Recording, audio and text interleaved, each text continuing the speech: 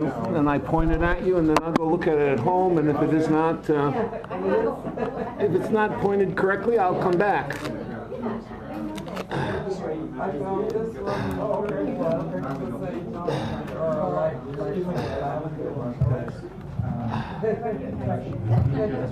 really great to hear, yeah. We have to on our lead that night because we're a band, but actually our car broke down. Hey, did you get the Yeah. Thank you so much. Yes, I did get the message. All right, ladies and gentlemen, we're ready to get started. So I know you have your seats. Kindly take them and put them someplace. So I appreciate this opportunity to serve. Please line up and sign up and reinvest today because America needs poetry like nobody's business. And then there is nobody's business. But I'll talk to you in just one moment. Yeah. Bambi was really fun. Yeah, I think she's kind of having problems, she doesn't use medication. She's been around, yeah. The better book was really good. I got it about 6 years ago or something, and my daughter got it. Yeah. So you can get it. Where can we get it? What's on Amazon? And I can't remember where I bought it. We're welcoming you to Sacred Grounds this evening. Fine poetry and good food since 1972. Served up to San Franciscans and their extinguished guests. You don't want to go online and do it. I will give you a few more ounces in just a moment. Thank you. It's manic deep breath. Manic and then the letter D. Deep breath. Yeah. Number 6. Yeah, well, computers, really pain in the butt. Yeah. So you type everything? You use a typewriter? Well, I do, but I don't have my computer right now, so I can Just write it by hand? That's very interesting. You don't have to stand in line. I have copies. Yeah, but it's a thing.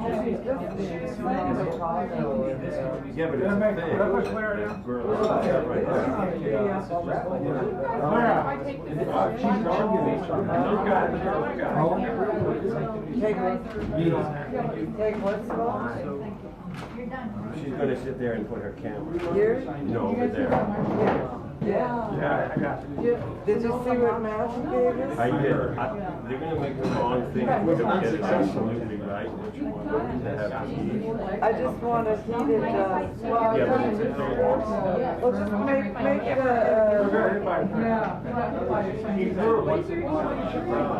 I don't know what kind of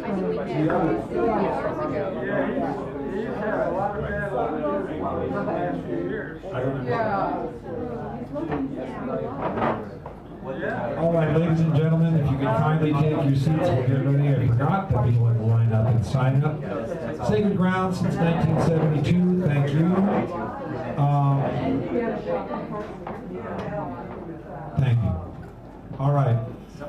If you would like, and if you appreciate this place, you should give a round of applause for Fiona and Teddy, our hosts. Without them, they wouldn't be here. We wouldn't be here. Fine food, ladies and gentlemen. Other announcements are very simply the routine ones. If you have a cell phone, now's the time to remember to turn it off. If you don't turn it off, it may go off. We have a good deal of. See, my time is up. Shut up that cell phone. Many of the things we're giving away tonight are from Steve Mackin, but we have others, and I'll go through those in just a moment. Donations. Greg Pond is the feature this evening. He's not here yet, but he will be. He told me that, so we'll give him a nice little round because we will warm up the place for him. And that. Herb, are you here? Herb is here. Herb, give him the Queen's wave. That's Herb back there. He's going to be the mini feature this evening. So he got it last week on the prize. So we're almost ready to go. But let me go through the fabulous prizes that you can win today.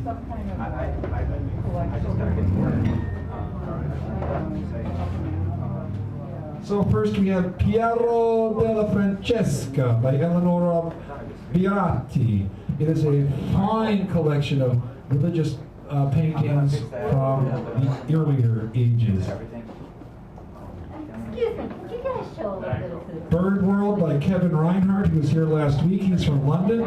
He gave me several copies of this. And he even writes in mirror language, so I think this is my copy. I'm going to make sure I have the other one.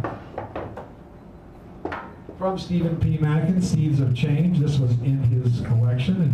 I didn't have a chance to read it, but Stephen P. Mackin. And if you do like Ernest Hemingway, well, here's Ernest Hemingway, A Life Story by Carlos Baker. He even has nice individual photos in there. And then, of course, we have the mini feature.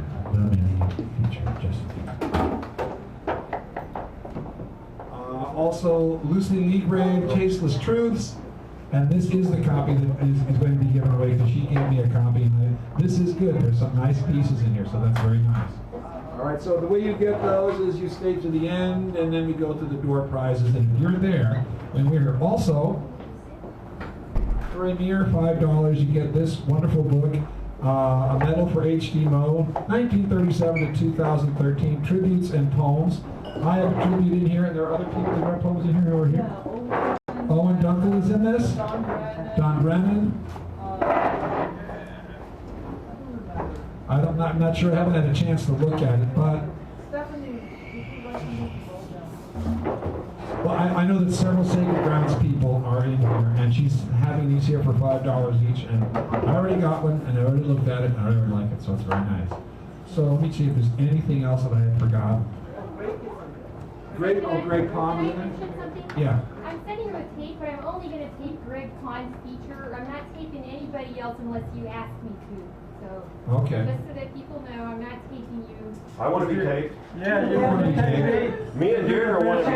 You're going to make us famous. Will you tape me? I'll tape you. Okay. If you ask me to, I'll leave it ready. So. Will you tape us?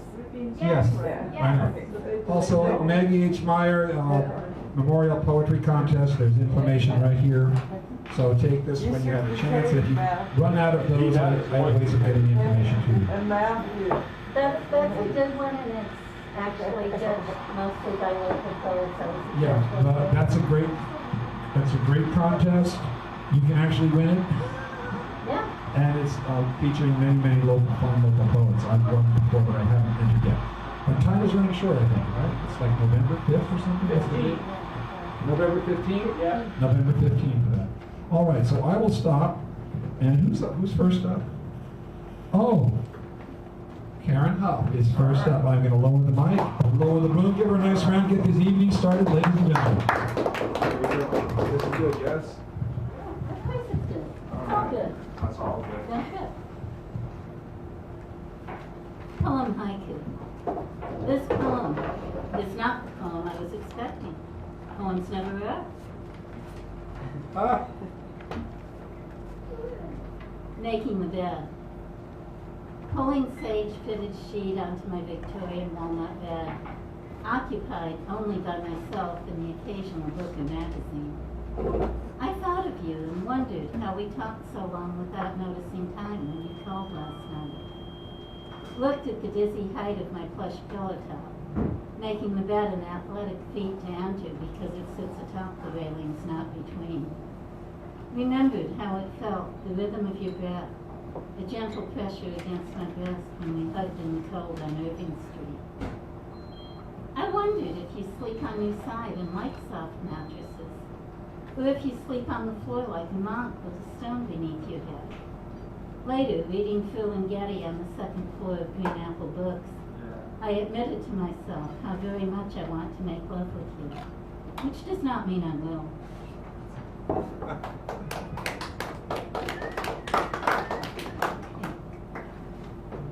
Small invasion.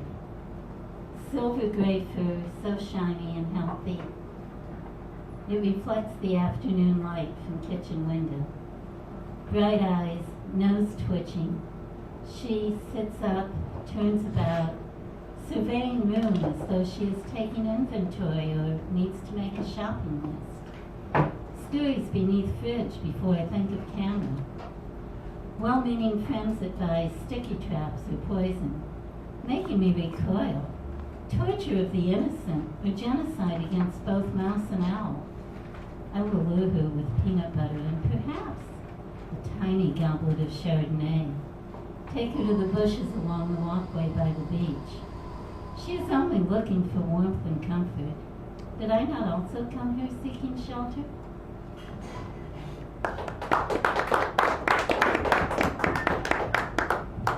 By the way, at least so far, I don't know what mice like, but crackers and peanut butter in a live trap ain't it? Night walk. They say the night is dangerous. Stay inside, girl, where everything is safe and warm. Can't you feel the evening's chill? Slithering beneath the door. Yet go I must. There are night sounds calling, shush of waves, mouse hooing through emaciated autumn grasses, a distant owl, and stardust falling all around.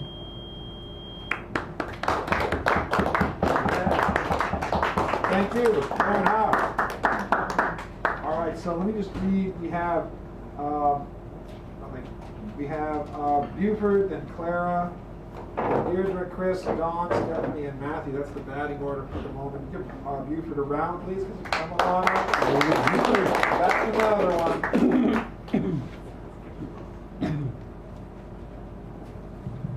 My favorite baseball player got a 2-year contract, Tim Lincecum, with the extension with the Giants. So I'm happy about that. All right. That too smoke. Yeah, they won't do that. He's still going to get a lot of money, and he's still going to pitch another or 4 or 5 more great games.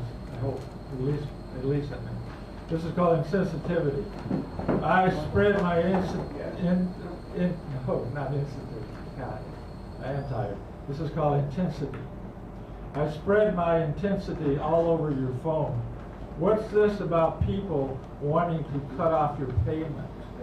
I sincerely want to know. My excitement about our friendship mixed in with fatigue permeates my voice. You're upset with someone who's abusing your organizational talents again. And I try to relieve your tension while being as supportive as I know how. I yawn 4 or 5 times, then say, they don't seem to realize how much you're helping them. Oh, I think they know, you say. I just don't think there's any end to what they expect from me. You're adamant about that. You contend that you're going to stop helping the various organizations you help, but it still keeps happening again and again. Life is short, I think to myself. It's great to be involved with you. You just have such a difficult life.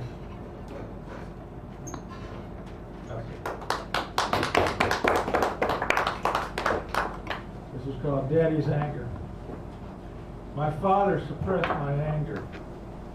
Now it comes out at the most inopportune times, builds like a crumbling structure of wanting to love, but having to put too much into it with too little received back. My father loved all of us 6 kids almost to extinction. Yeah. This is called band class. I don't care how much he hits the wooden sticks. The band teacher says as I ask him about Chun, who is enthused beyond measure as my, quote, one-on-one like student, and as he plays what I call the sticks. The older, controlled freak, actually aide, who's worried about keeping even his reduced hours position, takes the sticks from Chun and keeps him from contributing to the class with his own unique rhythms, where the 2-part wooden instruments are put together. Talk to the music teacher, Miss K, suggests about this problem. Her sparkling blue Irish eyes full of intelligence. Chun clanks wood enthusiastically. I like playing with this class, he confirms.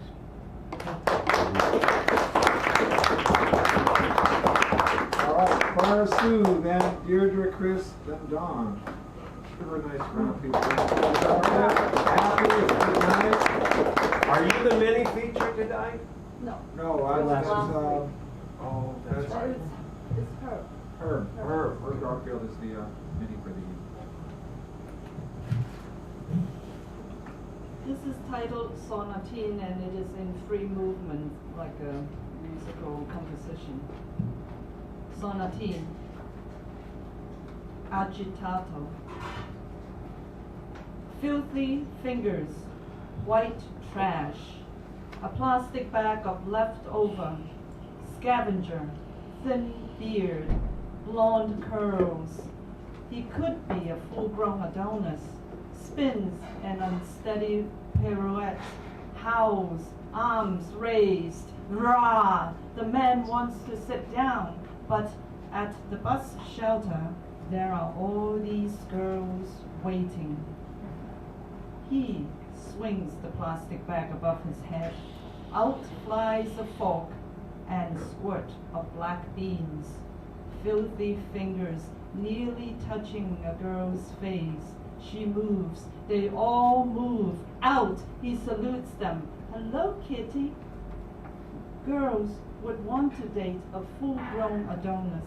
Girls would want to kiss. Own would want to. They escape into the open bus door, pressing body against body. A phone message. I'm sorry. The young man you sold a violin to is my son. Brian doesn't know what he is doing. May I return the instrument? He loiters about the neighborhood, sometimes bashful. His mother, apologetic. Wherever he goes, she goes. He pays them no heed. His fingers long and filthy. Lantern. This song has to do with vicissitude. The pink of the lilies paling on stems. The cast of raccoons sunning in a wilted garden. And old man considers the pain on his back. Why wings now? When the bird's eye view passes like a silent movie, not one is saved. Sometimes it weeps. I have already flown. Boys watch their friends die, albeit hovering over the edge of storms as if they ought to. Neither a hero nor a villain, just a seed traveling. The sweetness of peanut butter cookies, animals breed and kill, set afire, insects feed and sting in memory's cavity. I too am capable of slipping into silence toward a vacuous sky.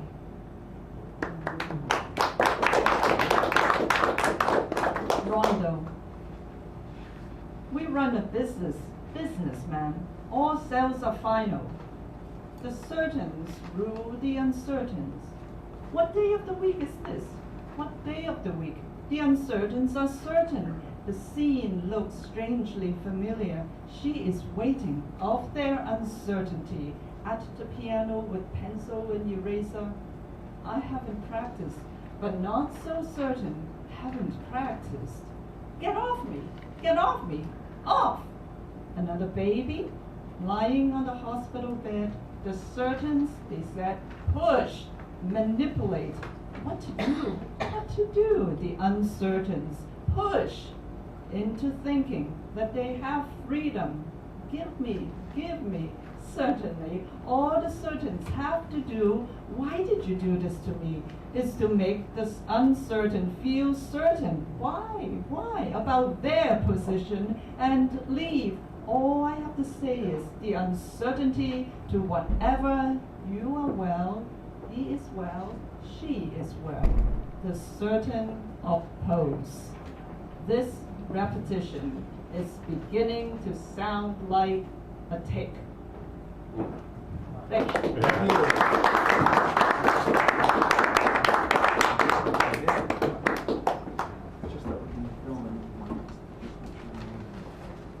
All right, who was, I can't read, who's next? Deirdre. You next? Deirdre's next, sorry. Because that, I thought it was Deirdre, right? Yeah, Deirdre, come on up here. Sorry about that. Trying to make sure I got the guy in. Well, we're so close to Halloween, I thought I'd read this little one about All Hallows Eve. that I wrote while Clinton was having his war in the Balkans. Well, how fun. It's called The Ungrateful Dead. Somewhere in the mountains of what is now Romania, the undead Vovod, Vlad Tepes, broods silently in his dark, moist tomb. He ruminates upon his life so long ago when terror could not blossom from the tattered sky. Somewhere in the distance, bombs burst in the air. In a rush of sound and color, the senses of the undead are preternaturally keen. Where do the bombs explode? In the mountain air? Over Bosnia or Montenegro? Over Kosovo, perhaps? The Prince of Peaks, the Prince of Pikes laughs, open mouthed, spilling his rotting breath over the catafalque. A vile odor and a rusty stain is left upon the pale marble. The crypt grows colder. The wind wails outside. The Count is colder still. Life was so much simpler for him when he was alive. He dipped fresh, warm bread into goblets filled with the crimson, still warm lifeblood of those who were impaled. The dying surrounded him. Prince and priest and pauper died together. The heretic and the pious screamed with one voice. Those were the days, whispered the prince of the undead. As a warlord, he took revenge on the enemy Turks who once washed the rugged crags with the blue blood of his noble ancestors. The Vovod smiled, a cruel and feral leer, revealing fangs clotted with gore. A sanguine personality type, this warlord knight of the jagged tor. The night rings with blasts that illuminate the snow-capped heights with lights of many spangled deaths. A part of the darkness, Vlad Tepes and Taylor shuddered at the far-off screams. How far from the peace of the grave did bombs drop like tears from the night sky? Vlad, your legend calls you Dracula, son of the dragon, son of the devil, son of a brutal period of history. Is there any other period in history? Vlad catches an unwary spider, impaling it on a ruby-tipped pin, unable to sleep in his moldering family vault. He is red-eyed, frightfully awake, as something like thunder shatters the battered sky. The arachnid wiggles, helpless on the pin. The vampire giggles mirthlessly as the roaring that shakes the mountaintops promises both their time is almost over. There's nowhere to run for cover. True death advances when crypt and castle, web and warlord will be buried beyond myth and memory. Buried forever, entombed together, two predators forgotten beneath the shifting sands of time, as older horrors crawl from steaming crevices, newly rent in ancient cliffs as the dispossessed, the displaced person. Men, women, children, refugees pour out of the mountains, fleeing the countryside, fleeing the battle, screaming into the darkness of an endless night. Somewhere across the world, in the richest, most powerful country in the world, the poor are powerless, the hungry and homeless are dispossessed, displaced persons. Men, women, children, refugees pour out of the cracks in broken tenements. fleeing the cities, fleeing the turf wars, fleeing the never-sated elite, screaming into the darkness of an endless night. And unlike the legend of undead Bobo, when they die, they'll all stay dead. When they die, they'll all stay dead, yes. When they die, they'll all stay dead. Very well. Thank you. As if that wasn't enough, we have Chris following. So, come on up here, Chris. Knock it out of the wall. Who's going to use the microphone? We got the little technology going here. And here I'll show a painting. These are my paintings. I'm Chris Treon, and Who's that? this is the rabbi.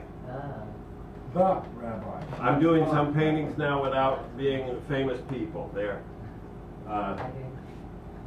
just representational figures. This is a book. It's called Born Against in the 90s. Deirdre and I did our own press called Pan Lilith Press, and I'm going to redo, give or take a few poems, some of these things with my pictures in them. And this is called Victory. Victory is everything. The victory of a scream over the throat. Your tired hands over a lump of clay. The victory of the drinker over the drink. It's temporary, but so is everything. We build our lives with fragments. Broken heart, broken soul, broken crockery cemented against time. It's not the building that's important, but the breakage. How we navigate death. Nobody does it well. We're just children in a tantrum against all dying, hoping for a private pact with darkness. Please let us not be surprised, but make it quick, and let all the fairy tales be wrong. Let us win, or let us lose completely. We're only people, and dying is what we do. We can't beat death, but we can die just fine.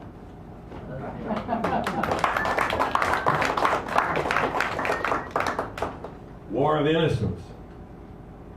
Actually, it's actually called War of Inheritance. I need new glasses. And inheritance isn't innocent. Beyond and bound as we are by the need to make art, as our friends drop dead around us in this grim war of inheritance. Bound as we are by the simpering will of television apocalypse, like a fist up the ass, sleepwalking without boots. They have been stolen, as our souls have been stolen, by small green men who live in mirrored jewelry boxes, playing the piano drunk to hookers with gold eyes. Bound as we are to the cheat and the lie, the human heart, a breakfast food. Nobody understands that my face in the mirror is out to kill me. In this war of inheritance, there are no survivors. Bound as we are to the slim waistlines of evil young mannequins, the heroism of ugliness is now punishable by death. I curse the maker and the maid. It's only the making that counts. Bound as we are to a war of mirrors, a slideshow for the blind. There's a shit-eating alligator living in my toilet with a swastika tattooed on his forehead. He claims he has a right to be there. There are people now who still claim to be alive. There are no more cities, only movable graveyards. The streets are thin deserts where humanity wanders out to die. In this long war of inheritance, we are taught not to notice, and we do not notice, and we do not even care. In the war of inheritance, each has his escape route, warm and glowing. Madness embraces the heart like arms as the needle is lifted and the curtain is drawn and the needle falls and the fix is in.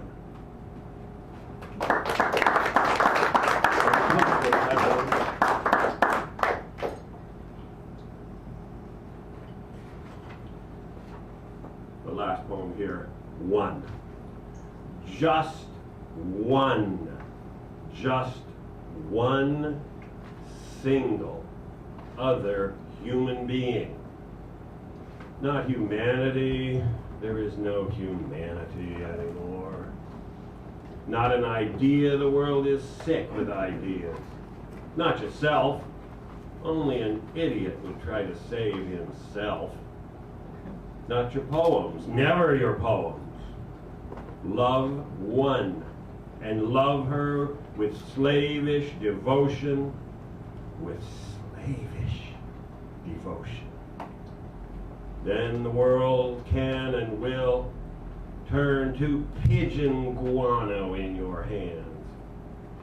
But you'll laugh like a lunatic all the way through. This is the only truth I know. Sorry.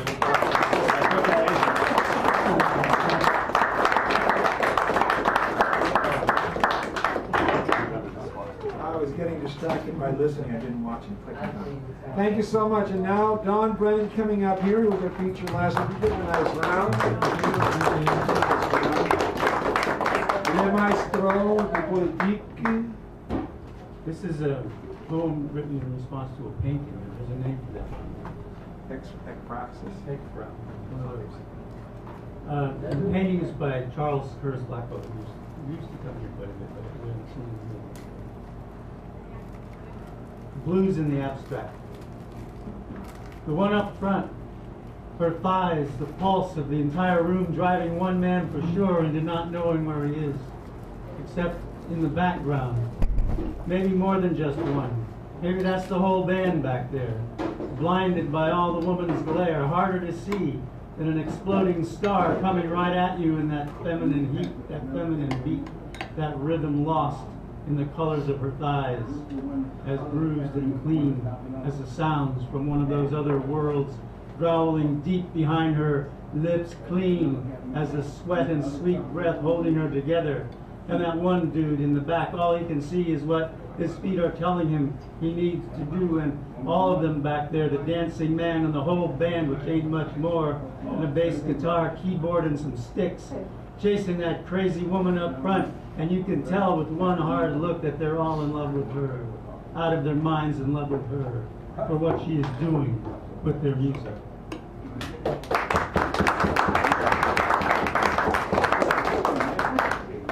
This HMO poem had to leave early to Memorial Day.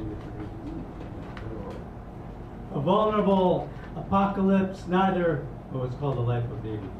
A vulnerable apocalypse, neither witnessed nor as startling as an emperor's leftover concerto, ambling Telegraph Avenue with the stealth of a serial storm, flipping off tourism's passionate disregard, afloat like homeless afternoons finding themselves bereaved, while imitating day-old-fashioned donuts, pleading for attention in the bubbling aftermath of Christ's belated resurrection, styling in the fashion of delighted sea lions and cavorting clouds, circling the morning round midnight in the grip of a delirious absence of remorse, an innocent desire for peace. Wow.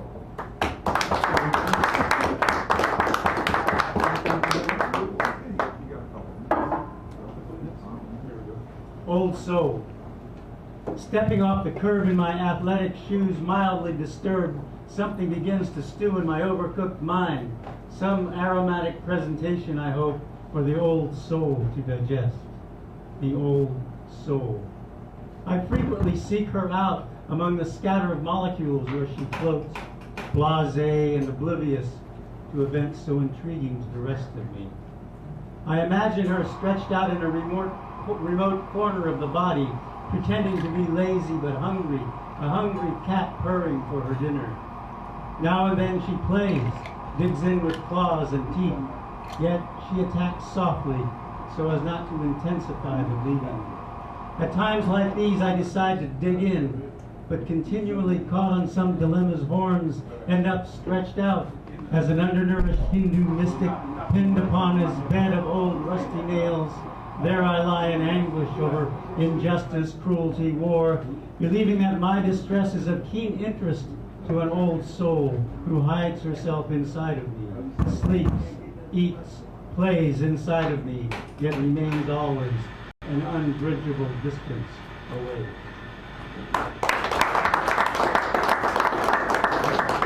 Thank you very much. John Brennan.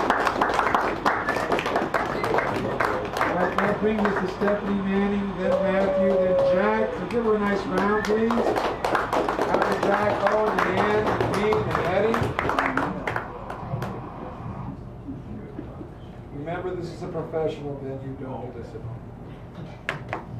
So here's 5 haikus from after a bird walk that went on. 1. Scat on the dirt trail reveals a fox's last meal of songbird feathers. 2. Cormorant carcass, half eaten and pissed on by a male fox last night. 3. His wings were spread out as in daytime basking mode, rigid like dried grass. 4. We stop, bend to look, like worshippers in a church, we honor the dead. 5. Some are horrified, even as we bow to see our future on earth.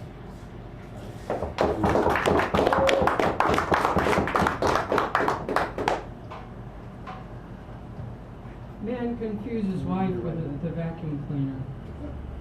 He's disturbed that he can't remember what she used to look like when she was new. He can't remember where he got her birthday, or anything about her, other than her childhood religion. Is she left-handed or right-handed? Blonde or brunette?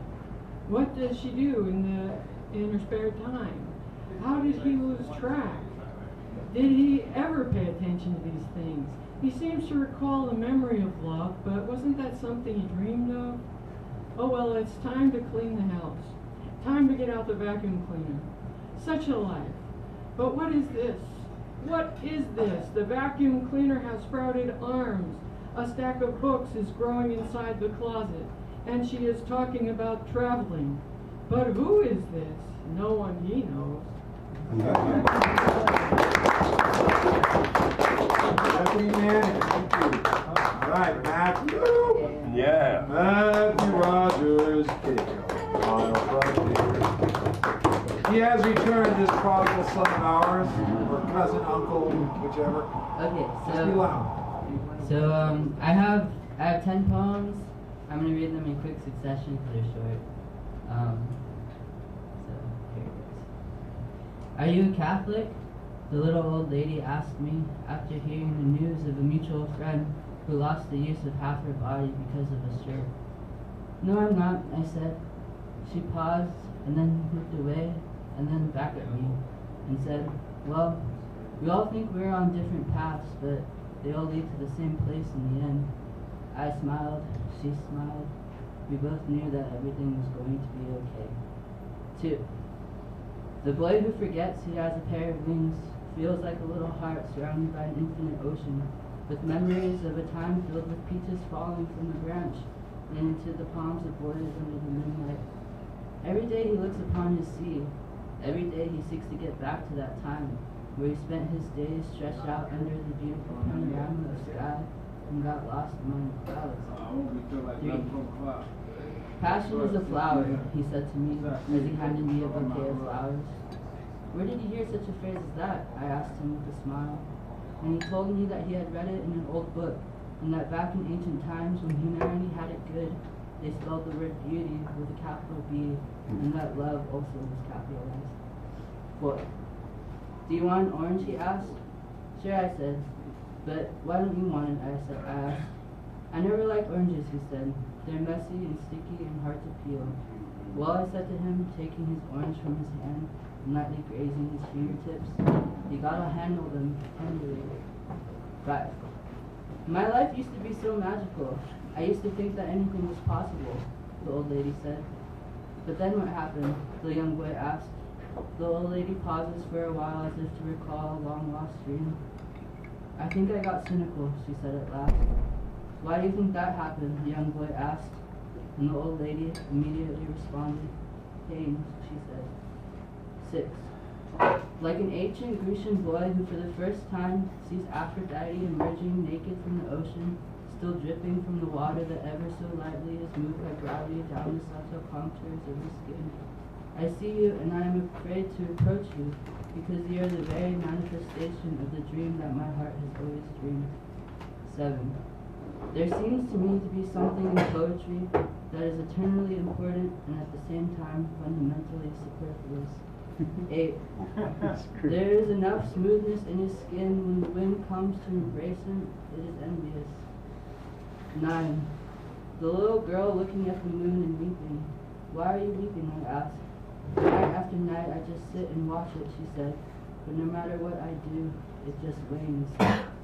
10. I got a phone call at the cafe I work at from a woman asking for help to find her husband. She said it was an emergency and that her husband was needed immediately. I made the announcement, but nobody heard me. Everybody had their earphones on. And then I remembered reading the news the other day of a man who was riding the subway during rush hour in the morning, and the man was waving around a pistol. He was using the pistol to scratch his head and rub it against his body, until at last he used it to kill a boy around my age, a 20-year-old college student, by shooting him in the back of the head. And I remembered reading the article in the newspaper, and the article wasn't about a guy who killed a boy on the subway. The article was about how nobody noticed. Thank you. Thank you, Roger. That brings us to Jack O'Neill, then Owen, then Ann, myself, Eddie, and then our feature, Greg, who has arrived a little while ago, so we're glad to have him here. Greg Braun, and now Jack O'Neill, please. So, I'm just going to read one poem. I was thinking about Johanna. I met her in the mid to late 90s when a friend of mine started a poetry reading over on the other side of the Panhandle. And she was working nearby and came to those readings and told me about Sacred Grounds. And I came here, but I was intimidated. And I was a little intimidated by the fact it sounded like she said her name was Johanna, and at the time I went by John, and I thought, oh, the feminine of John? Oh, plus her voice. I'm glad you're here tonight, because your voice is very similar to your mom's, and her voice was intimidating. It's like a shaman's voice, and also she picked Dan to continue here, which was obviously really cool. So this poem is called Sacred Grounds. Wrote a wet poem, writ in water, dropped to and fro the bottom of the sea. Atmospheres of pressure say, we hear. And now, plans above the structure of the sea, your plans above the structure of the sea proclaim intention. This will be a poem, however wet, yet sung, and then begun. A simple part of all, meeting in the light does not escape at all. Thank you.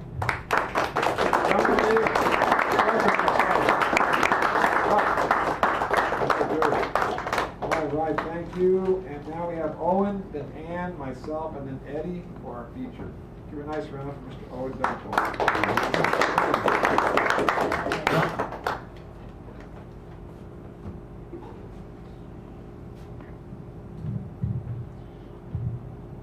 Can everybody hear me? Yes. Okay, some people have said they can't. Okay.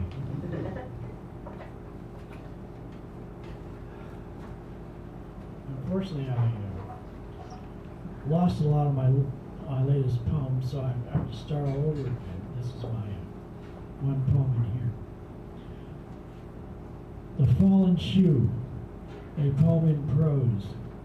A cup of curds captivates the soul of the bellet of balls and balustrades. Capture the sound of shoes as they mutter their squeak with impossible aloofness. Shoes are the men on the street to the dandified boots, the impression they get of the self-made Jamesian American aristocrat Out to show the world of ordinary shoes, what the streetwise proseur is all about. They lift the worn-out rare to braggadocio and yes, profundity.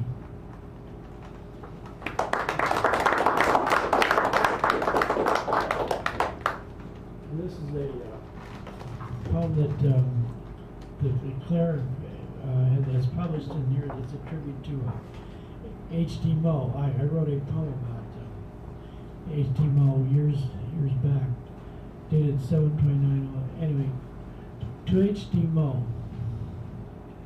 I try your imagination on for size. I'm jealous of every image. Truly a light bulb metaphysician. Genius is a metaphor.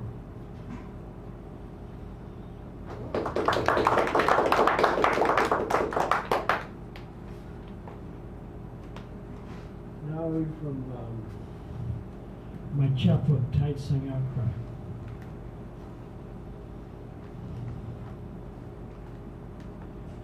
Called Oak Grove Park. The shady napping leaves of noon at my feet like a plush green Appian way.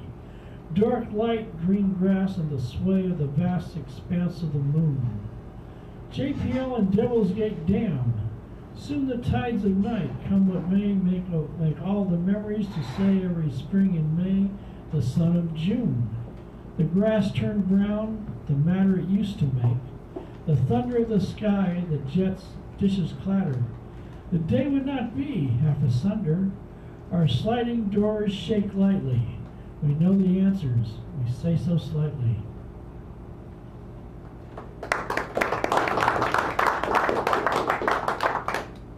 Day of life. The iron flute whinnies and tootles. Clouds of pink and orange, red, illicit silver soul flashes to the gates that block the earth that feeds the sea of horns and fishes. Cattails mope and teach the black sky new brides of longing and deceit.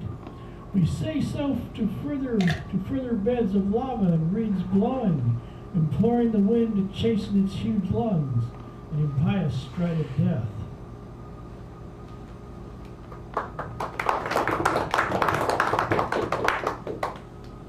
Villanelle, to stay the night. My candle burns at both ends, blows the way to stay the night.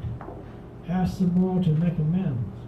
I know it does the way to send my soul to stay to the right. My candle burns at both ends. And half my garments I do rend. The day of rain and cunning might. Ask the morrow to make amends.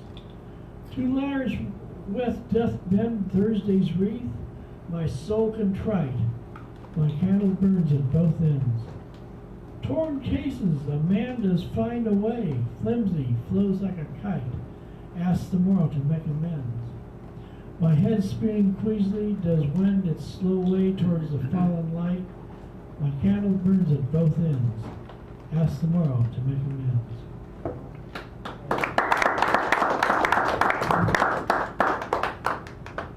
Eli's Fort. A cold, suggestive San Francisco summer fell down forever over the sunset and the sea. The fog pipers mourn of merriment and wassels that have come and gone. Beyond the breakers of the last remnant of word head over heels, love and connoisseurship, we may surely exhibit to the remaining tradesmen, often wondering where our conscience, yes, concise cry concerning elf breath. I want more elf breath. Then the beauty our stoic still, glorious still stoic nakedness can turn and paint and pant and sing out to the sea.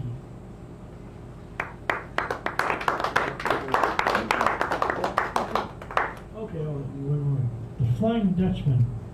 Weak feelings ago you opened your staring eyes to heaven. You made weeks of still seeing the burnished seas of paradise, gazing to the Lord of heaven, calling its chains. Straining notes of feeling filling the room with orchestras of fervor and bounty. Hands open to the scarlet promise, reaching his laurel-like, clasping her morning back to her dark, staring soul. Arias leaping to the ages of heaven and hell, back again to their divided eternity. Thank you very much.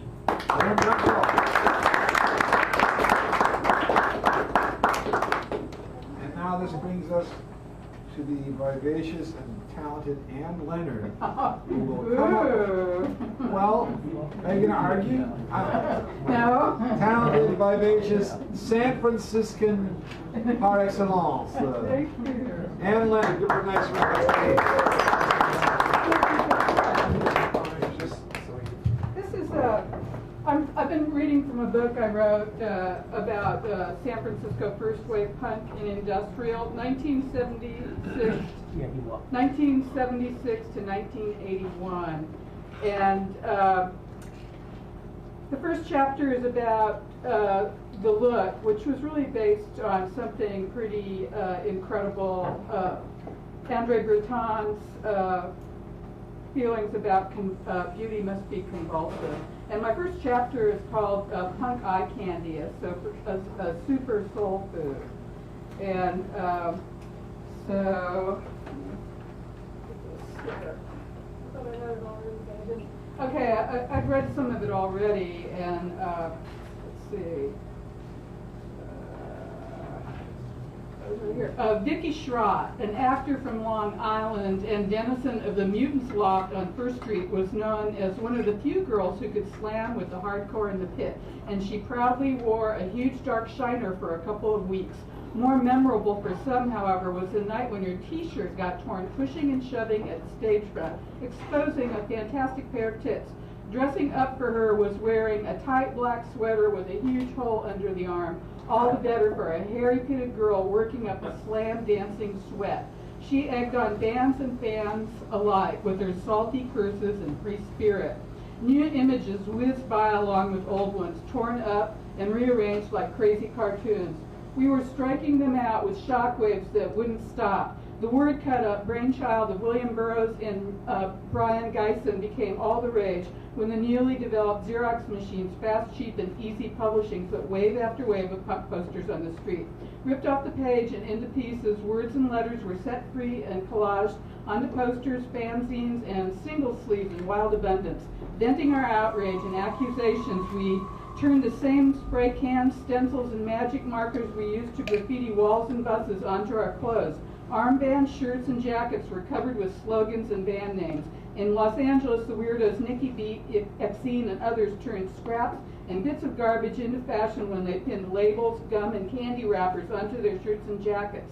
In San Francisco, Giallo Biafra spray-painted colors and stenciled words on his shirts and jumpsuits, hand-painting eyeballs in a ripped-open rib cage on one shirt. He'd also glued coins and poured greasy chorizo on it to make it look like fresh vomit. His advice, quote, "Get rid of artists painting on easels and have them paint their clothing so everyone on the street has to deal with their art. You don't have to lure people into a gallery, you shove it in their face." Danny and Greg of the Avengers wore t-shirts Danny designed, made of black and white ones jaggedly cut in half down the middle with the mismatched half safety pin back together. Half white and half black, the favorite punk non-colors, provoke questions and mystery. Black absorbing all light and white the reflection of all colors, a blank screen for us to ponder. Beat surrealist, sculptor, filmmaker, and Renaissance madman Bruce Conner came over and projected his film Crossroads, an 8mm art house classic, on one of our bedroom walls. We watched the atom bomb go off over and over in slow motion, entranced by its horrific beauty. Still way ahead of the game, when punk emerged, he created Mongoloid, a 1978 film collage for Devo that ushered in the era of the rock video. Even though Bruce was in his 40s, he'd jump into the crowd at the foot of the Mile High stage and roll with the punches, doing live shots of bands for Search and Destroy. Bruce, who felt a rapport with the band Negative Tread, would provoke even more pandemonium while photographing them live by setting off his camera flash in the face of the nearby audience. Bruce was ready for anything, and when you saw him in his plastic TV shades, you read the warning, surrealist party beast. Andre Breton, the French high priest of surrealism, had said, "Beauty will be convulsive or not at all." As punk hero, his maxim taught us only a beauty with the power to rupture is worthy of our admiration, and that's because it's out of sync with mismatched parts, always new, never resembling the preconceived, the known. One night at the Mab, I ran into a girl wearing suntan pantyhose as a crop top. The crotch was scissored out for the neckline, the legs used for sleeves, with the hips pulled over the breasts and anchored by the waistband. Wham! What an inspiration! My brain flashed in halo. The cortical synapses wouldn't stop popping. The pantyhose crop top had brought on my own personal punctuatory. Years later, in her 90s talk show, Lauren Hutton and Penelope Spheris laughed as they remembered the filmmaker partying at the Mask in L.A. wearing a pair of drugstore pantyhose for a shirt. The director of The Decline of Western Civilization was an outlaw or a bastard beauty. Creativity was the ammunition used to jolt and alter conceptions or reality framework. A pair of legs over your head and the world goes topsy-turvy. Being proud, i.e. not taking chances, didn't have to go with the word girl. When we snatched male symbols of adventure and freedom for use in our own legends, we broke new ground. In the 70s, a girl wearing the same black leather as a renegade male could set some heads spinning as she moved towards a new frontier. While putting together Dick Envy in London, Vermilion lived in riding leathers and hung out with the Hells Angels. Her band's heavy lyrics and sound came from her real-life outlaw risk-taking. On stage, she sang, "Outlaws take control, disregard the soul, never forget hypocrites. Life is too slow." Did I use all my minutes? Yes. Oh, okay. Thank you.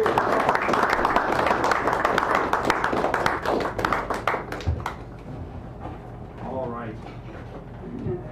Very soon the feature will be on, but you have to put up with me for a moment.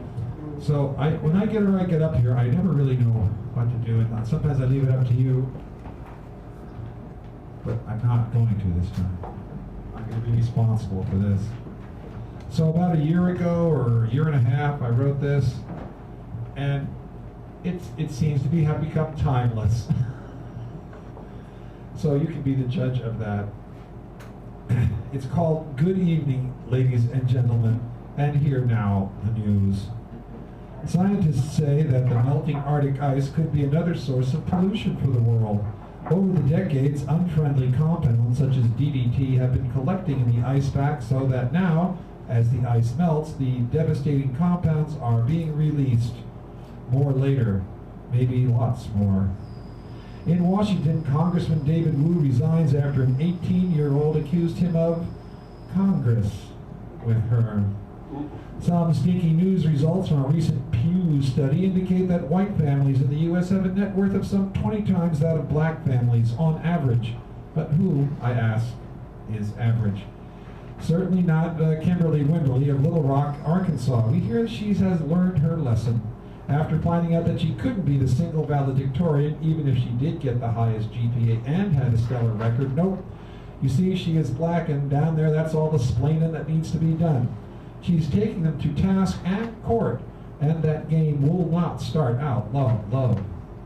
Meanwhile, the NAACP denounces the voter ID laws, which seem racist in effect, if not intent. And in a related story, the fascist goober in Wisconsin has voter ID working its magic there. But he has taken the further step to disenfranchise those he hates by closing DMV offices in places where, quote, his people don't live. Is that a sweet little slick dick or what? In Margaritaville, Florida, the dim bulb, wingnut, tinfoil hat brigades of the Republican right wing have finally taken X-Lax and cleared their collective throats, gargling for action that has already sent over 4,000 FAA employees packing, costing millions a day in much-needed revenue. These savages also wants to close nearly as many post offices nationwide, and all I can say is, you go, girls.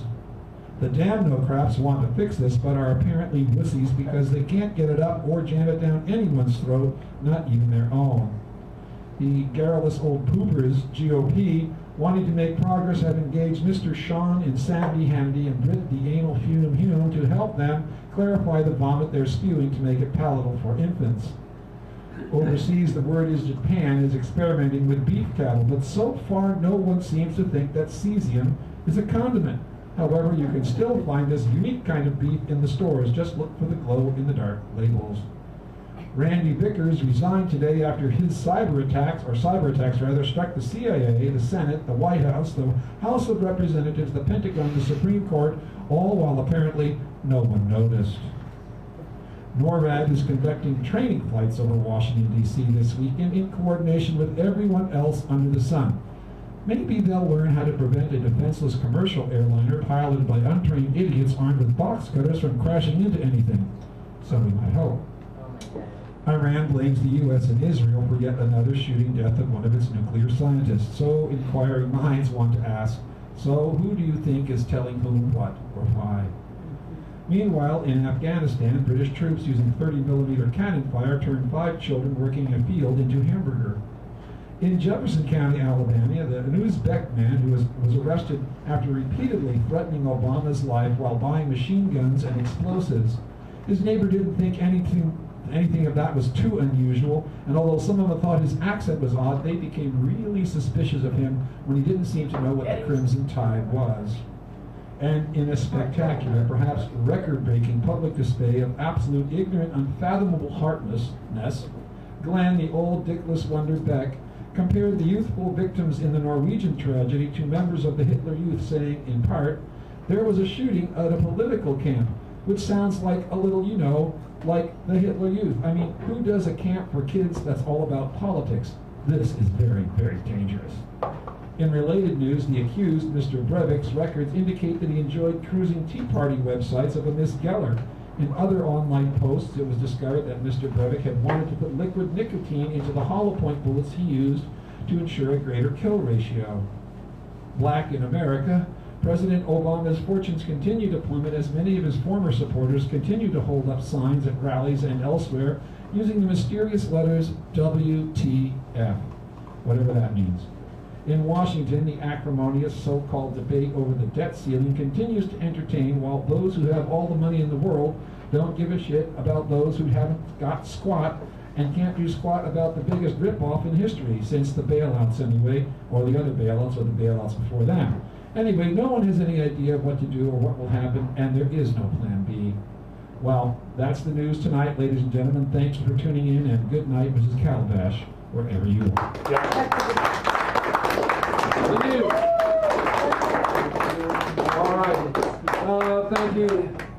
Eddie is in the house. Give him a nice round. He hasn't been here for a while. We have our picture. We have more this morning like that. Is that too? Yeah. All right. I need that. Okay, I'm gonna read one new one, and I want to read a couple I wrote before, because I don't want to go through all my stuff. I have to read over the book. Okay, it's called The Poor Boy's Blues. He wants to impress the ladies, a lifestyle not his own. He appears to sit on top of the world, in debt and life's unloving. Living in the fast lane, the payments made too slow, in a race that he just can't win. A poor boy ought to know. He owes his life to promises, investments placed to lose. In a world of a rich boy's high, he has the poor boy's blues. He'll take the loss, the double cross, to pay for the rich boy's high. Although his reasons for living are not much worth giving, a teardrop that the poor boy should tie. We all try to climb that mountain, but just a peek at the other side. It isn't easy, but still we try, and the wind could make a poor boy cry. Go ask Bobby, could Bobby be known? Go ask Bobby where the wind must blow. Go ask Bobby, could he's been in them shoes? Go ask Bobby about the poor boy's blues.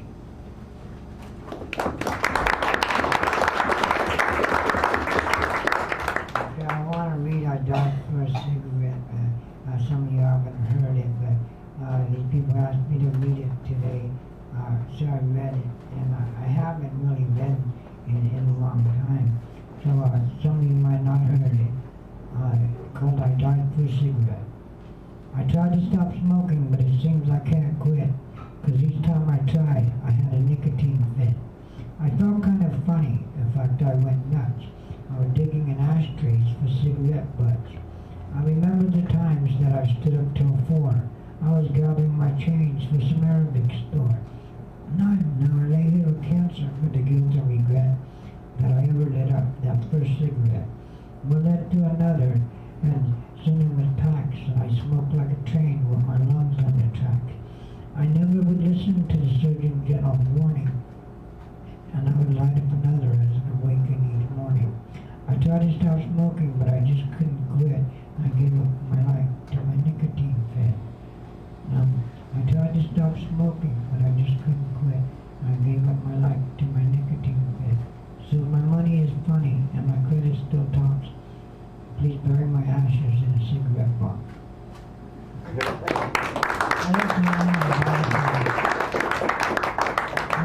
This one I just wrote because I don't have a title yet, but it's self-explanatory. Someone reading it on that too. You want to preach revolution, and you think that you're the solution.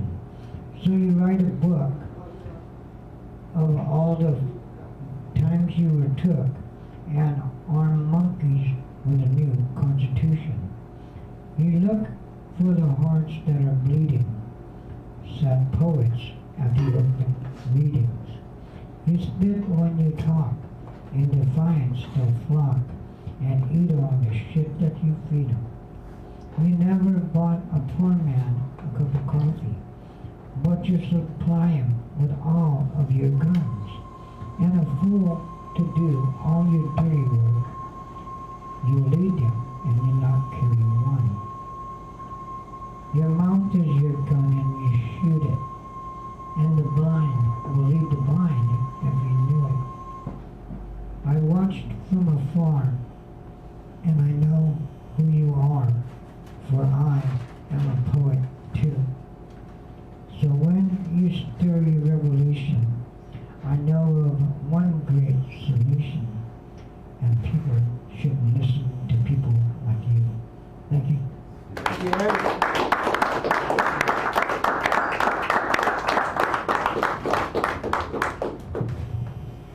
This brings us to our mini feature of the evening, Mr. Greg Pond. I'll say a couple of words about Mr. Greg Pond. He is great. That's 3 words. Really good voice, good heart. We all know him, we all love him, so bring him up here with a big What's round. that funny noise, Dan? I don't know. Could be this, sometimes the... Buzzing noise. I'm not sure. Oh, maybe don't touch the mic. Sometimes that's done that in the past. So, Mr. Greg Pond, give him a nice round, please.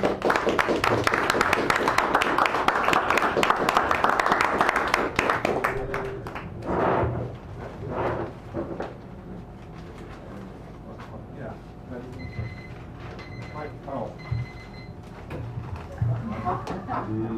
There you go. All right.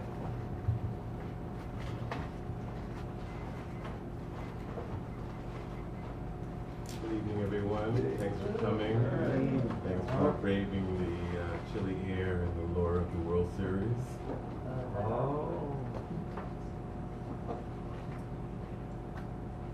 For my son, first flakes. First time snowboy, swirling in the wild. Flush-faced fun on downhill slide. First time snow joy, feeling flakes fall.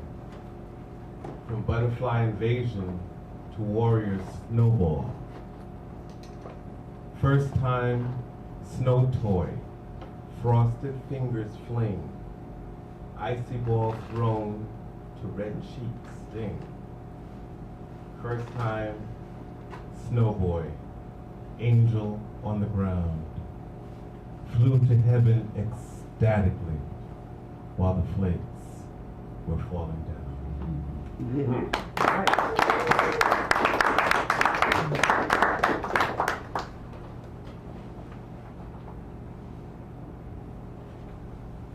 Born in a mirror.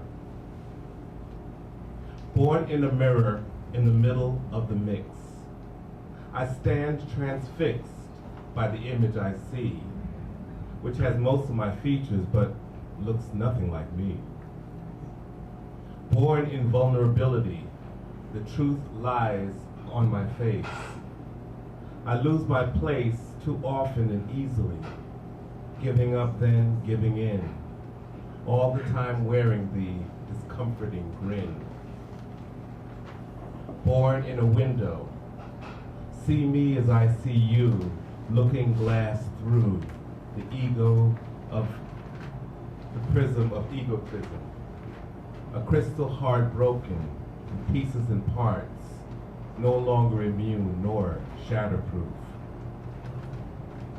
Born in reflection, I wasted precious time. As my youthful features fade, a middle age embraces me like a warm blanket cape. And despite all I may have lost, I still can find my way. Born in a mirror, in the midst of mystery. No one observes, no one discerns when I become the watcher, and there's no one watching me. Sometimes I have to wonder, who is this older guy I see? What has become, and what has he done with young Gregory?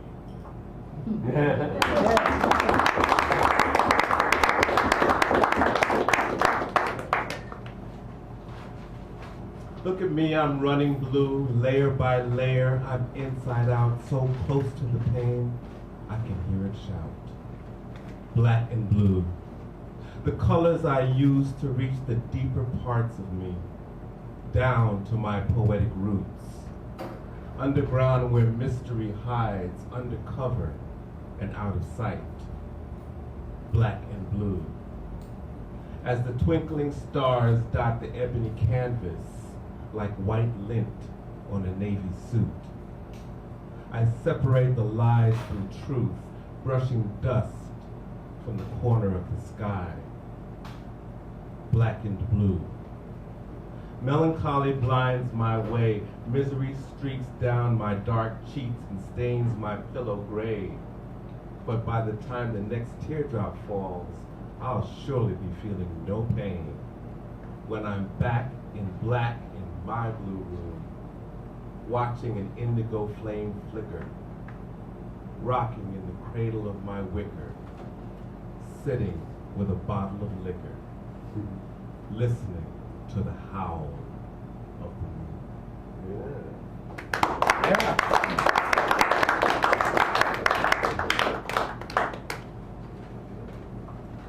I wonder if y'all could help me on this one, please. Just two words I need you to say. When I point to you, just say, they say. They say. Which happens to be the name of the poem. So, They say. How can you be black and gay? They say. Choose one or the other way. They say. The way you're living will disgrace the family name. They say. Oh, we don't want to see you get sick and die of AIDS. They say. Jesus loves you, sinner, now come get saved. They say. You know you're causing your mama pain. They say. If your daddy had known, he'd be rolling in his grave. They say. This punk ass shit is just a white man's game. They say. Being a sissy is furthest from being brave. They say. Marriage between man and woman is the only way.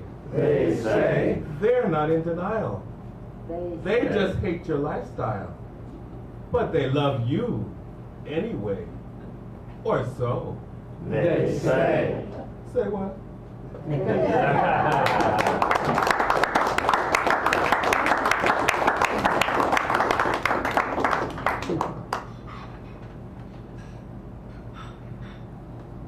Lover in the car. Left in the car following the long winding ride, where the lovers of gay brothers wait because we're not allowed inside. Muster the greatest effort to save face while killing time, while I look in from outside my lover's family's lives. Seated in the car, feeling sweat slide down my spine, promise to take the high road and not complain and whine, but this odd creature treatment leaves me deaf, dumb, and blind. As eyes spy from the kitchen window, to glimpse the creep in the passenger seat of their brother's rented ride. Arrived in the car, approaching Christmas Day, mouth too dry, too chilly to smile, trying not to act too gay. 40 minutes seemed like hours, too long to wait a while. The numbers on the clock moved slowly as hands out of pockets, braving cold to change radio dial. Waited in the car, watching ornaments and lights, evergreens decked for display, but parked across the street and left off the page, sits the Pagliacci clown, the San Francisco freak, an out-of-town performer stranded on an empty stage. Huddled in the car, hearing cheers and holiday chimes, all the things I miss at home. Wishing I was in a place where December carols are sung in rounds, not hummed in a winter car alone.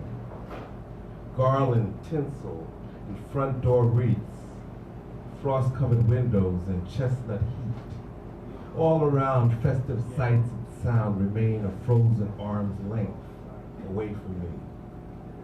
Abandoned in the car, with a dead cell phone. No one to call, nothing to do at all, no one even tosses a bone.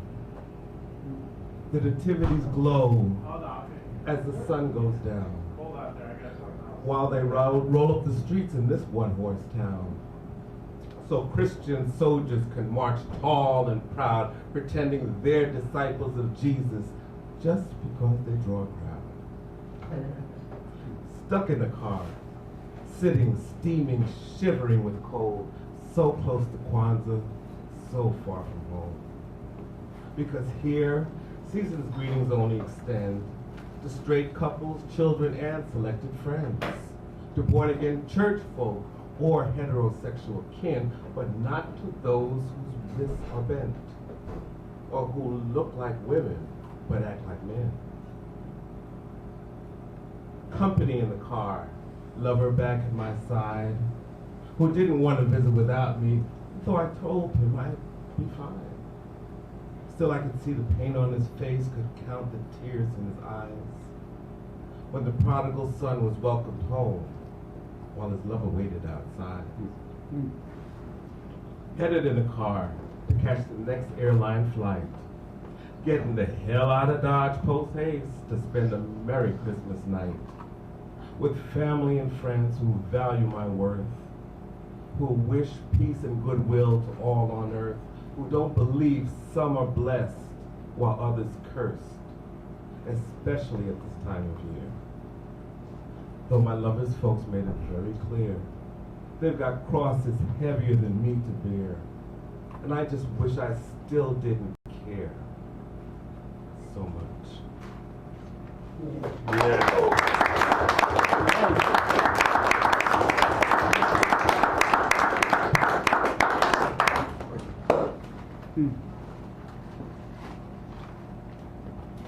Billy's blue, she's busted and bruised, her head hanging all the way down to her shoes.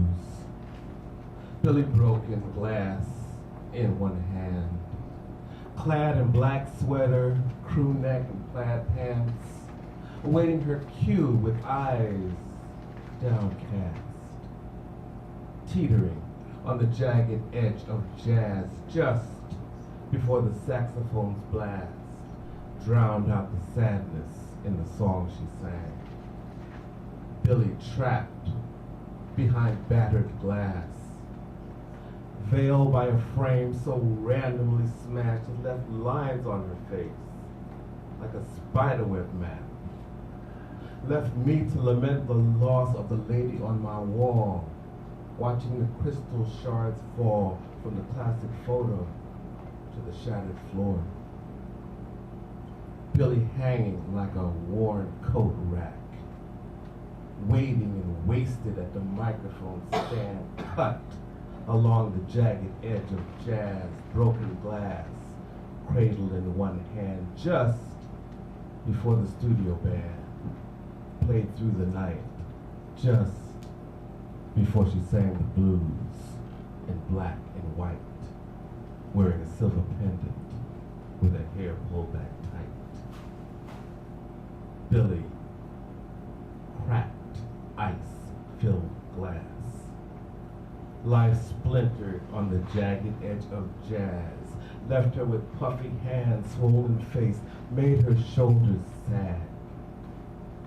Waiting at the microphone stand, holding a vodka in one hand just in case her voice might crack under the heaviness of the song she sang. Just before the first note crashed, a moment captured just 1 second before the vandal's damage left a busted photo dangling on my twisted wall.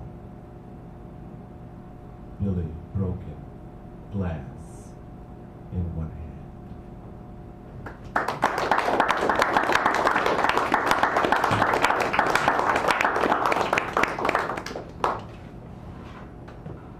Speaking of breaking things, Eggman.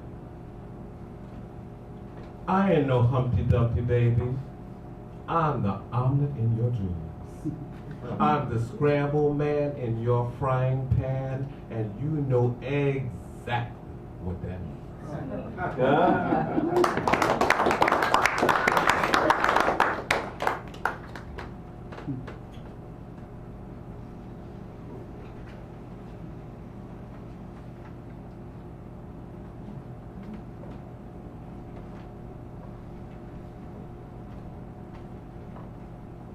Billy.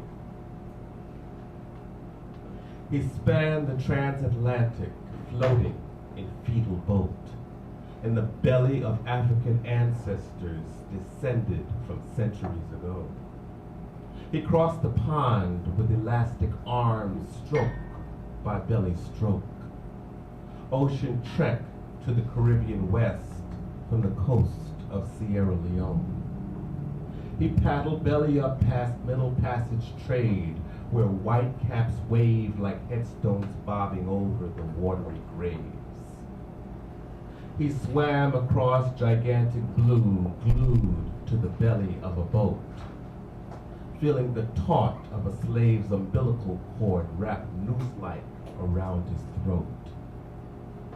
He lay back to belly starving in a human sardine can, stripped of the pride that kept hope alive, the strength that made him a man. Separated from family, the roots of his tree soon buried in new sand. He first set foot on white man's plantation, then climbed the auction stand among those on inventory roll, where America welcomed him with the back of its hand, while newborn babies, barely from mama's bellies, got taken away and sold. He picked cotton by the lot, got fingers stuck by thorns, skin blistered by the hot, frost-bitten in winter storms. He belly flopped, sundown to moon up, but no matter what he didn't ever do enough. He bore the racial branding that strangled memories of his African home planted deep in the pit of his belly. Then when his free papers were ready, he left and headed north, following back roads that offered the safest course, step by guarded step, with the choke of Massa's rope still tight around his neck. He later fell prey to the master plan, black codes, Jim Crow, no vote, no job, no hope, idle workshop for the devil's hands. Clinging underbelly to humanity, segregated to the edge of insanity. Integration's ticket in, but no way out of village ghetto land. He woke in a cold panic, sweat-drenched, frantic, and alone, living in an old sleeping bag around the corner from Skid Row. After a 400-year nightmare, too many doors still closed. The fight for civil rights left him with two black eyes, no dream realized, and a bloody nose. Pushed back against the wall, stillborn in the belly of America, still looking for a place to call home.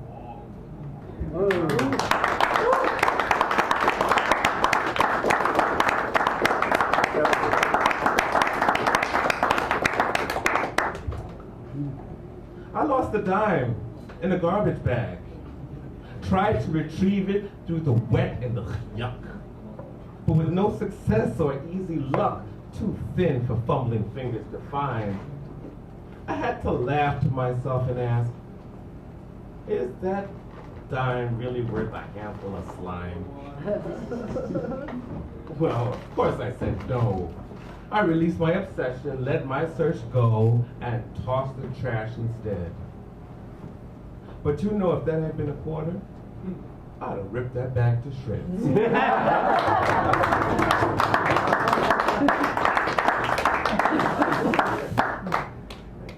And that was my last one. Thank you very much. Thank you. Yeah.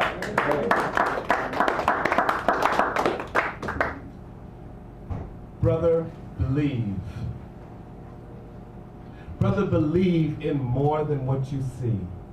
All you need is locked within, but only you can turn the key. Brother, believe that you descend from the roots of noble men and women of dignity. Brother, please remember the hopes from January to December can always be achieved. Brother, we can honor the dream.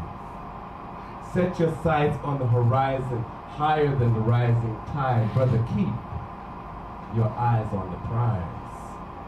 You can win as long as you keep your head to the sky. Brother, try your best to succeed.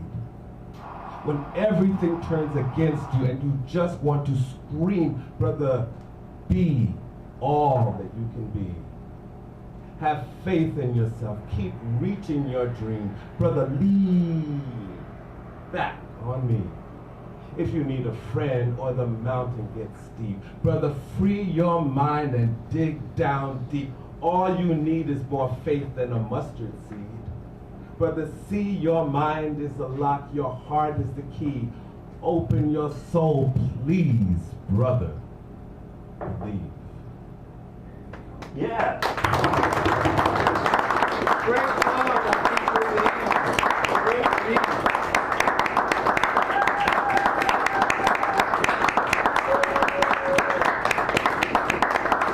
Any hands for us? See you have the great ones. All of you need.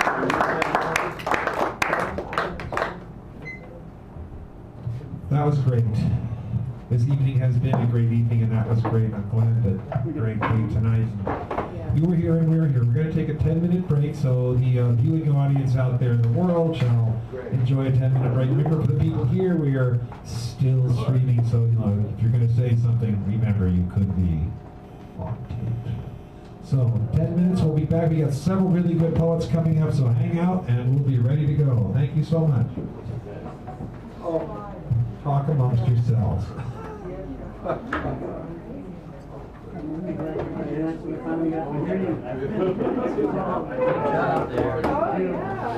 I've enjoyed your chapter. I'm glad I found that. Okay. Yeah, very nice. I like it. How are you doing? Didn't bring the car. We took the bus, and he's off in the hate. Oh, he's in the hate, huh? And then he's going to come back here after he's gone to the Goodwill and shopping, and gone to the bookstore. This is your first time? Yeah. So when you get up there, say for a second, then you try to be loud. He does good listening to the poetry that's here. Yeah. He missed a good one tonight. Yeah. We never get to hear Greg because he always comes late and we leave early. Yeah. But also we're streaming, so we're streaming recording. You got to stream. It goes out on the web. Okay. All right. So introduce yourselves. I have another friend Today, another one. Yeah. And my other friend over in Oakland, I got to go over and sit with him when he gets out of his hospital. Same thing, he's got a hip. But he's got diabetes, so they canceled his operation. I was supposed to go a week or so ago. Do you want me to help? That's the problem. And I haven't even had a knee operation. Yeah, she's been having a little bit of a rough go the last couple of days. Yeah. Everything was real positive for a long time. Getting better and better. All the muscles. Yeah. Start complaining about it. Yeah. That's the right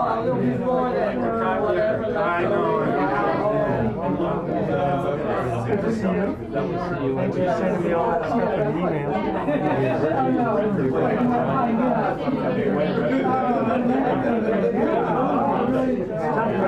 Over street,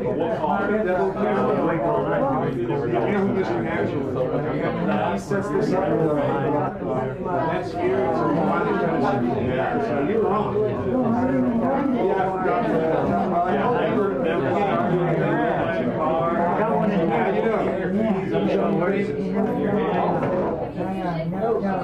Your bag? Oh, I read this one tonight.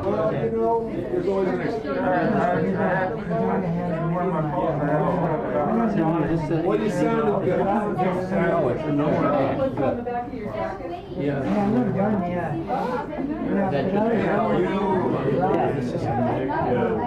And another one is Vince Storty's North Coast Review is coming out again. I got one of them. That has not been around. No, it's been a few years. Yeah, yeah. Matthew. So he's starting up now. Yeah. So all this time, so you're going to post that up here?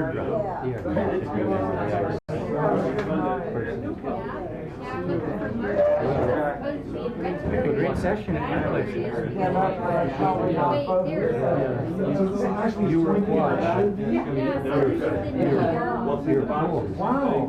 Wow. That's what I do. Yeah. I guess I better let you out.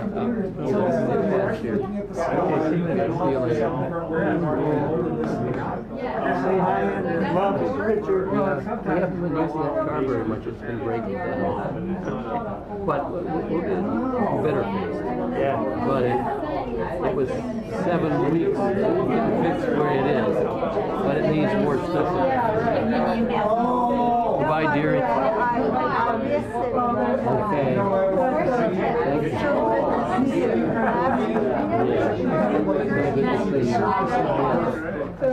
I saw Bill Mercer the other night.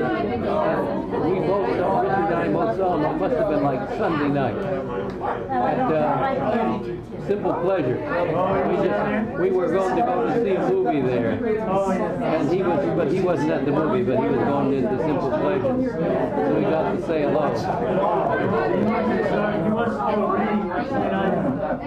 And the Zephyr. Richard thought it was a good idea. Yeah, good. I will.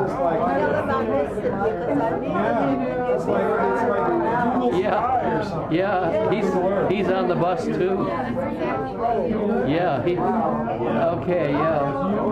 So have you on? You're up on the break and everything you want.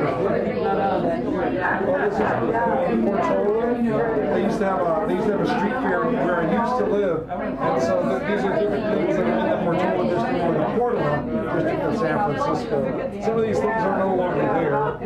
Like this is what we call the Roundhouse, the Portola Library, the Blue Tower,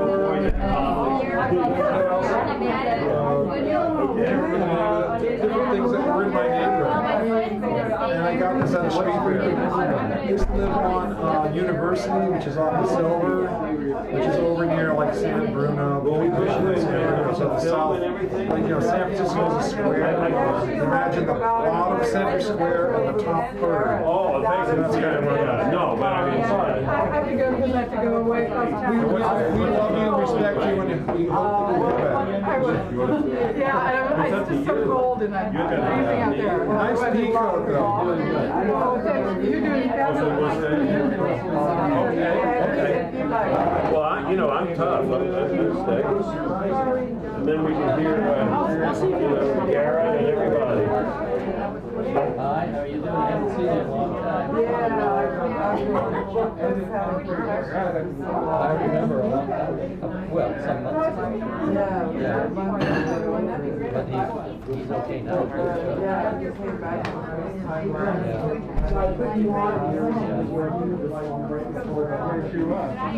Yeah, I saw him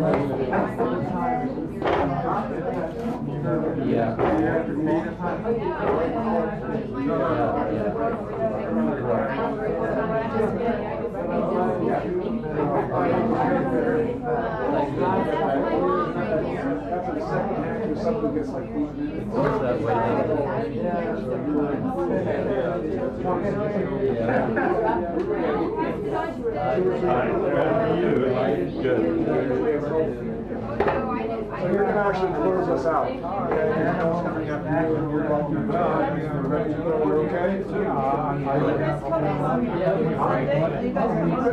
What Sunday? At my house. Oh, you're having a book society. Look at, it'll take a couple of days. Yeah, she's got a real bad. You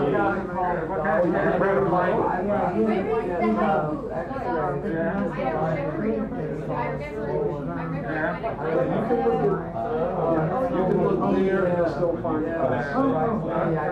eventually what happens is it goes to YouTube, the film stays on his site for a while, then it moves, and then you gotta look for Sacred Grounds Cafe.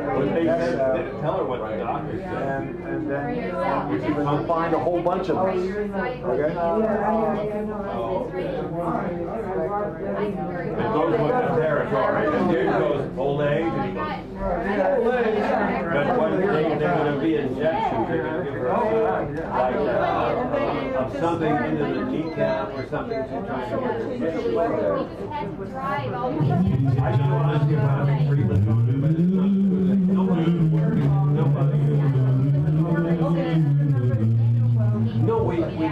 I'm singing, and if you want me to stop, then you'll have to stop talking. How about that? Yes, you may.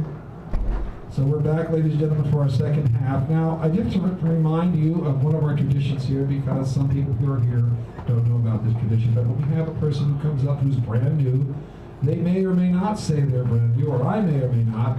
In any event, we find out that they're brand new, and then we give a howling, good, table pounding, screaming welcome to them, because that way they know they're welcome. So, then we sacrifice them. Yes, but we're not supposed to tell them. You don't hear that. So, Frank Lee is coming up. He is new to us, and he's new to you, and give him the kind of welcome we would be proud of when we go down in history today. Frank Lee.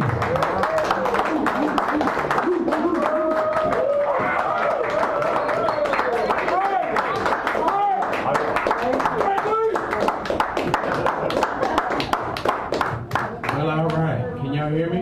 Yep, Dave. A little bit louder, please. Can y'all hear me now? Yes. All right. How many of y'all got a funny bone in you this evening? Well, I do. I got one right here. My man. My man.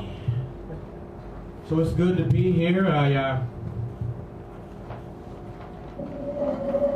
drank a Red Bull and I ran all the way here from Candlestick Park non-stop.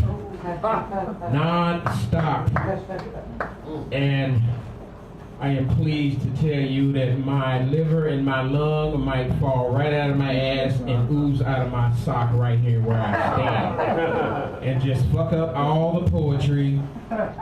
And I don't know if you're gonna be happy with that, but that's gonna leave a nasty stain on such a beautiful set. And I don't wanna leave a mark like that. I want everybody to feel happy.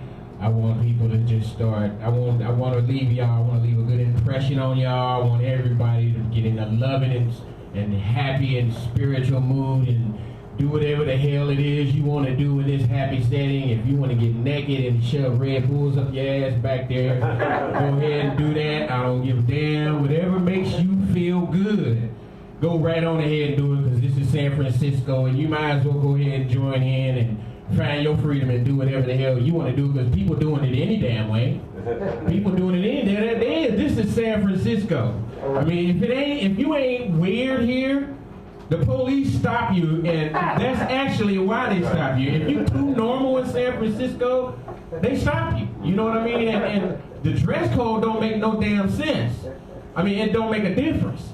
Like, I give you an example. I was in the financial district earlier this morning on some business, and you know, it's how I carry myself. You know, I can have on a suit, and I can still be pretty fucked up, right? And this is what I saw, and it tripped me out.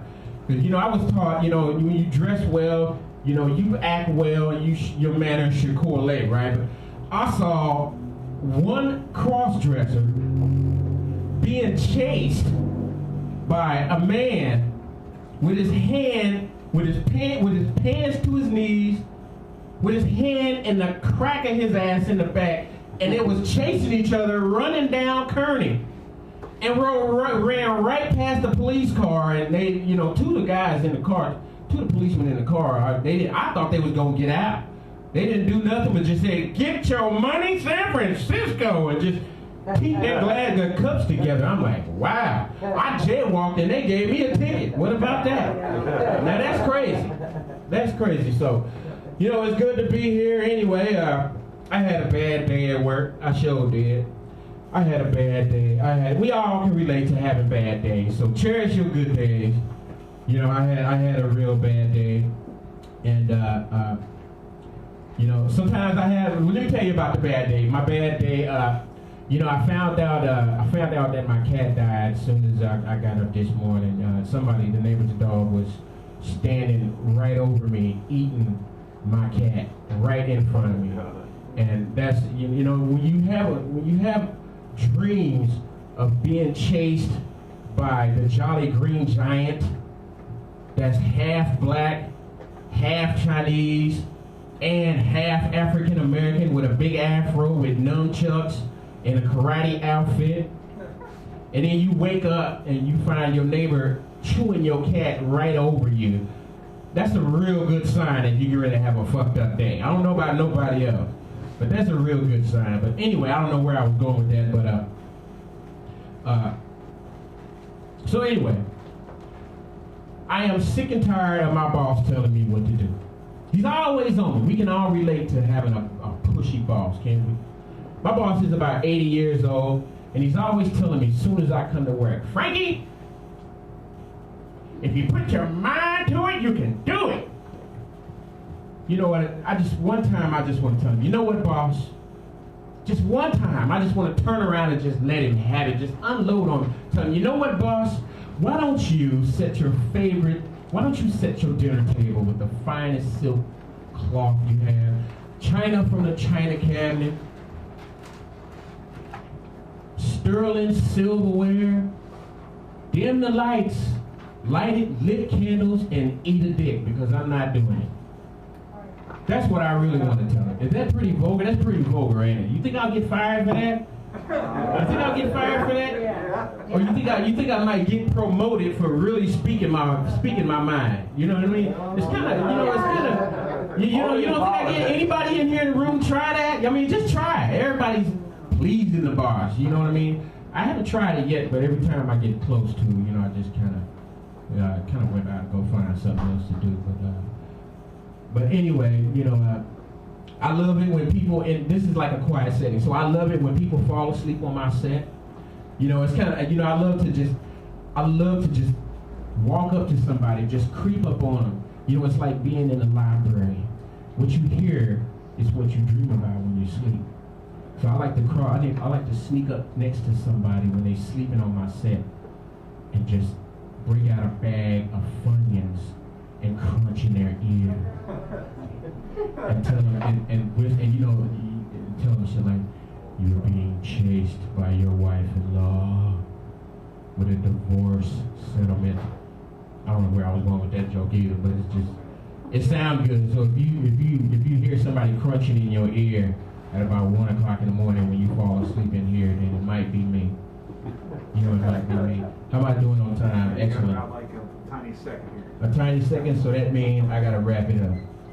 What the hell does a tiny second look like? What can you do in a tiny second? Blink 10 times or 12 times?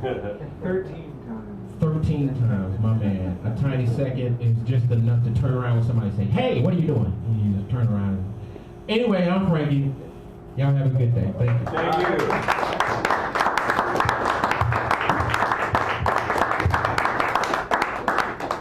Okay, next is Garrett Murphy. And give him a nice round as he comes up here. Great political satire. Good heart. Good heart. And then we got Ed Mike 9 and our feature Herb Garfield, who will knock us out of the park. And of course we'll take care of the prizes and our thoughts for the day. And I'll win again. Thank you. One last one.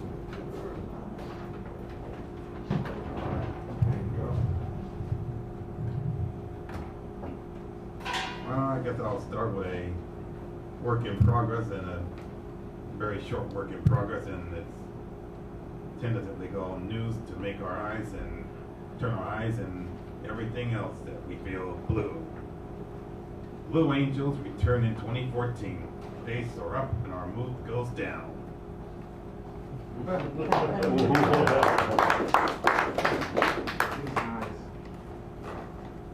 And this is, well, a couple of days ago I had my flu shot and then 3 blood tests, and don't ask about that one because I'm still trying to figure that one out. So I remember that this old one that's called needling. Exalted is the needle when it pierces a low in occasional other parts that great ornaments do mount. Exalted is the needle that which color inks do flow to create human canvases for one's own exhibit. And perhaps most loved is the original needle that resembles great attire and men's tears when in such. But one needle that sends many a sane zooming off is the one through which poultices and medications do flow.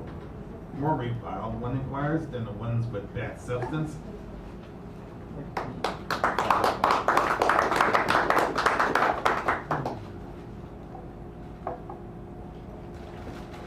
Halloween blues. Coming in as a power broker, showing up as domestic or soldier, arriving as a delivery person, be it mail, milk, or plumbing, whatever, a doctor, lawyer, or officer, even in the NATO suit and tie and cap and gown, they think it's a necessary part of living. Not to worry, you only have to wear it 364 days a year.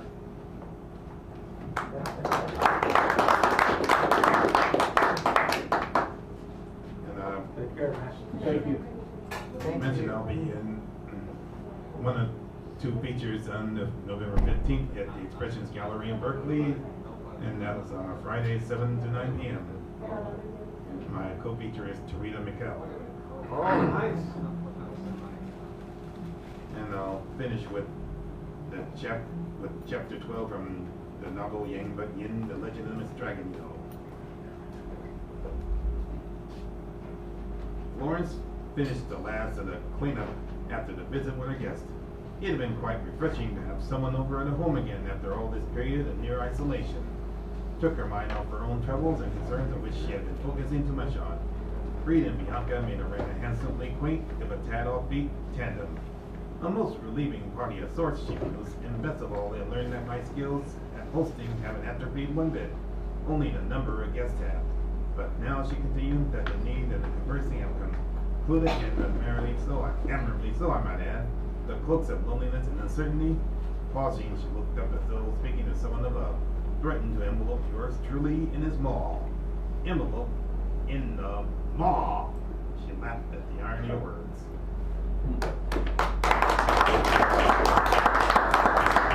Garrett Herman, one of our great voices. All right, we have Ed My Q, 9, and then our feature. Ed has been around for a long time in the San Francisco and Bay Area poetry scene, and he has a wonderful, mature voice. He doesn't like me to say he has a mature voice. I said, don't use the word mature. I said, what? Don't use that word? He said, no, you can use that word. But anyway, I digress. Yeah. I'm just out of bed. It's okay, Ed. We have time. We're fine. That's all you. So give him a nice applause.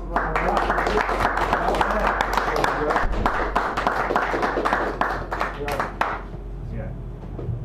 He is professional. He knows how to do the mic. I'm learning. Thank you. I'm learning. That's what. This is, well, I have,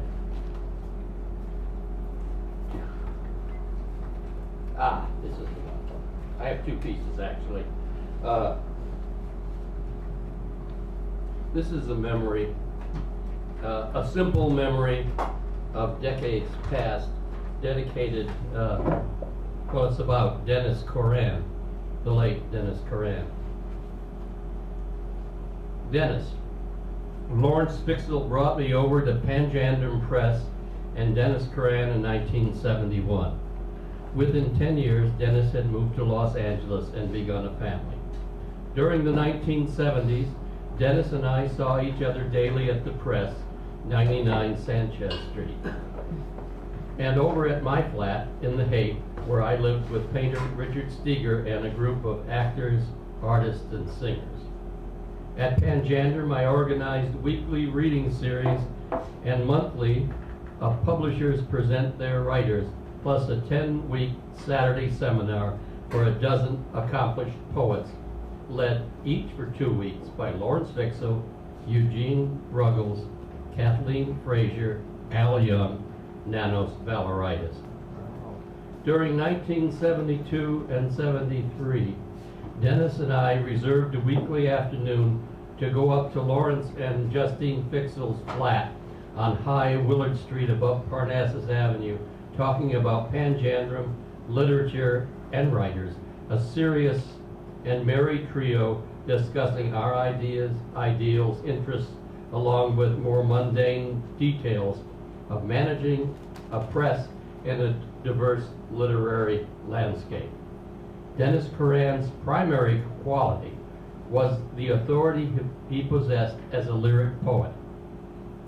His output, never large, diminished, for he published more than he published, even as he continued writing to the year he died. We spoke by phone about what he was working on often, and then again when he came up to San Francisco. His new book was to be, After All, Love and Space. Here's a short, early poem published in the May 1968 Cloud Marauder, a magazine of poetry. And Dennis's poem is this, Journey. The climb begins, blending each island rock with every other until a mountain is scaled. There fate is told in lies and fairy tale, in the valley and the mountain. At land's end, seagulls pass going wherever the wind carries them, wherever they wish to go. Gravedigger, you've been digging too deep and too fast. Dennis Coran, Memento Mori.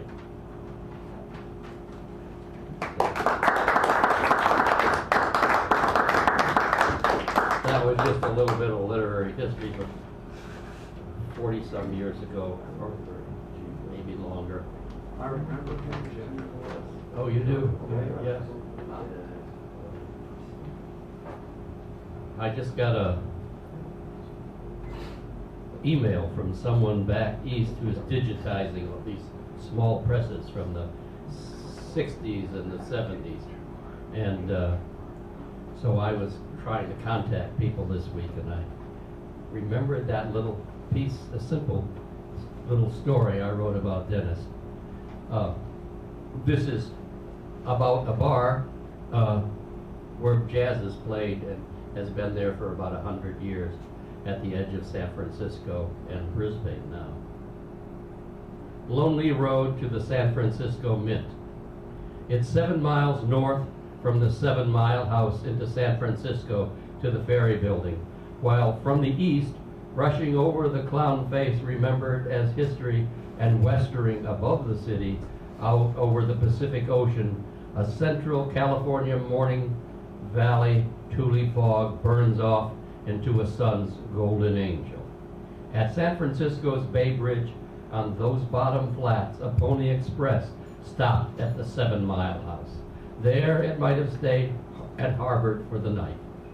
There the place has been since 1853, on that still lonely road at San Francisco's far southern end. Going north, head west, half a mile up Mission Street once you've got to the ferry building, and go to the old Mint, where Wells Fargo stagecoaches changed their payloads, having first pawed and paused at 7 Mile House. Maybe had stayed the night, delivered the mail, exchanged passengers, fed and watered those hard-pressed horses before kicking out again into the night or dawn, hooves pounding. That's another little history thing.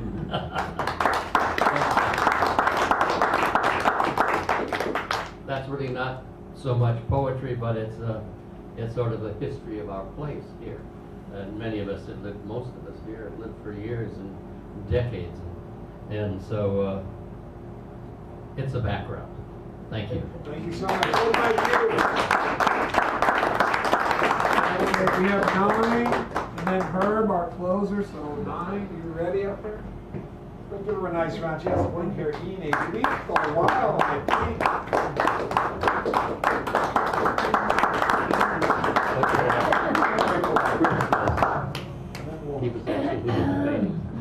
Hi guys, I've been here in a while. Hello, hello. Animals, animals, cats, cats, cats.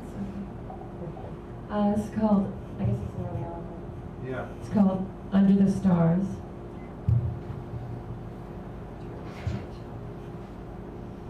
So far off the path from where I wanted to go, you were the love that raised the eyebrow of assorted pain and took it to a place of broken glass and falling sidewalks.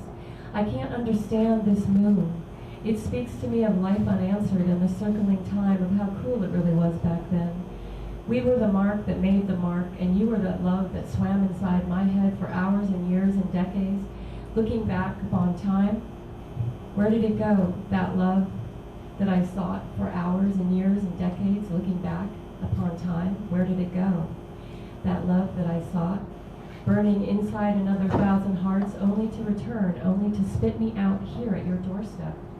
I laid on the sidewalk where I used to chase you as you ran screaming and drinking and flailing in love, hanging by the tree upside down as a clown. I was the thing that made you bleed. We were in love, truly. The hours were sweet, the nights were sweeter, the music was hot as the hour breaking, molds that can never be broken. I swear this is something profound. What is up with this moon? I love to feel this much. It burns after your fever. The one who made this cut could never fit inside its hole. In our youth, we already knew tomorrow. I drank so many times of the same well, and it was you who I fought for, though they tried to rid me from your life. Why? 21 years later, she ran me out. She wants me out. I never could have dreamed that the door would swing closed on the first night of my return with a holler and a wretched violent assault on our moment in time, in dancing memories, sweet with new wine, cursing us to smithereens in case we might find each other again. There is no time to wait for tomorrow. I march off to make love now. As everyone waits for some other time, when will it be right? When will it be all right? I say it feels right when there is no cancerous brain tumor in my head. Why? Why do you let her feed your head clovers again? There is no such luck that she will stop the hurting game and the coloring you into the man that you forgot, and the man that forgot about you. She would fuck you if she could. Why do I pay for those who cannot love? I believe we can have everything the locust stole if I could find one who would march to the river with me, real quick, without excuse and without another view or a glance back at why they are waiting and what they aim to do with another excuse to water the garden while I'm away. 21 years later, I found myself laying on the sidewalk under the stars with nearly the first man I had ever loved in a string of incidents and fury of battered attempts that would span a Hollywood sidewalk. I would have my own star. But instead I am dark and shining star. It makes me starving and hungry all at the same time. Why can we not rush off to the breeze that soothes our face and leaves the ghosts and the lies behind to reclaim all that jealous one stole so very long ago? It was the beginning of time and the end of an era and the start of the cycle of death. You were the true second in its warpath and had already been opened by the slit of a throat and the removal of a heart. Fuck what I wouldn't give to go back to those waters. I would bet my life I could float in the same stream if you would only make one switch from your mother's womb to my breast. I only hold out no hope after exactly that. Damn, who will fight and win? So far off from the path where I wanted to go, I only wanted you once upon a time. I was young and unchanged by the world's clock. Now I sort through notes and stand quick to understand what you really think. You will assess in that room alone with your guitar and the carvings of our love and your mom telling you what to wear. I can't explain this to those who know love's door. This is a revolving chamber that will never let you out and the bullet is never removed. What would it take to hear you utter my name or proclaim you have found everything you ever wished for you would find inside yourself? I will find myself dreaming again and leaving and letting it all go for this one true day when I used to believe and believe and believe and believe that love is real and it makes it through windows and tornadoes. Believe me, though I tell you a tale, you would never believe the travel it took to come back to this place where I once believed I had found something so sweet it might last for life. Death is approaching, choice is open. Who will go? Is there one who will go for me? To the loving ground? Never again will there be a bond of decades that can remain.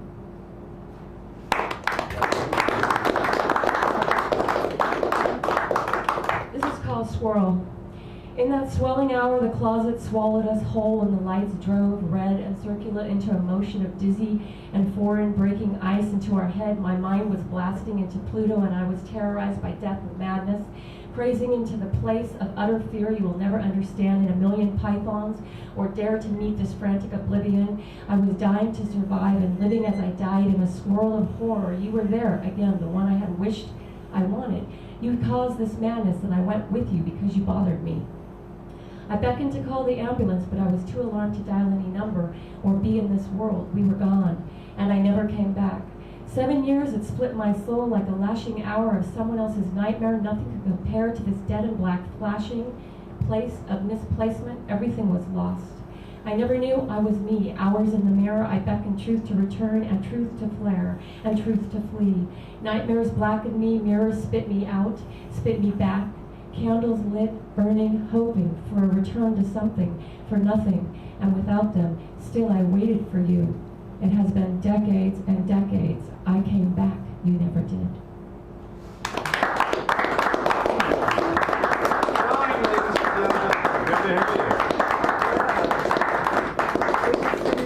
Is that a cat pentagram on your neck? Yes. She has one too. We have a new kitty. All right, I'd like to introduce our meeting for the evening, who's also our closer, Herb Garfield. Bring him up with a nice round. He kicked off this last week and he's ready to go. Thank you. Let me get this about like this. Is this good?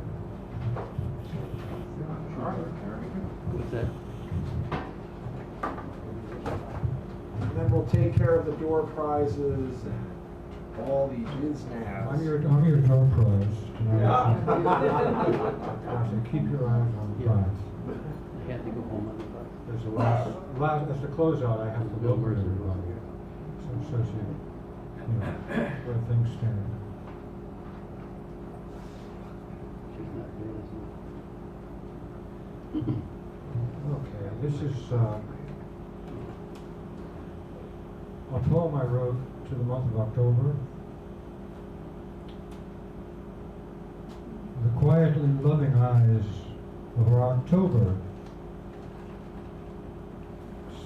October skies that never despise, but gaze with begging bull eyes. A more receptive month, though chilly and dark, one cannot find. and gives birth to lovely children so benign. Doesn't hurt the sheep or oxen, October skies, respect of life, does no harm to the oil or to the wine. No Pied Piper led lemmings, footfall over the cliff, casualties, and no losses, no losses. It's October, it's autumn, tender, sincere and kind.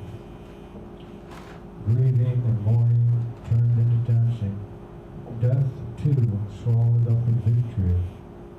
A final compassion from the dawning from on high. October skies.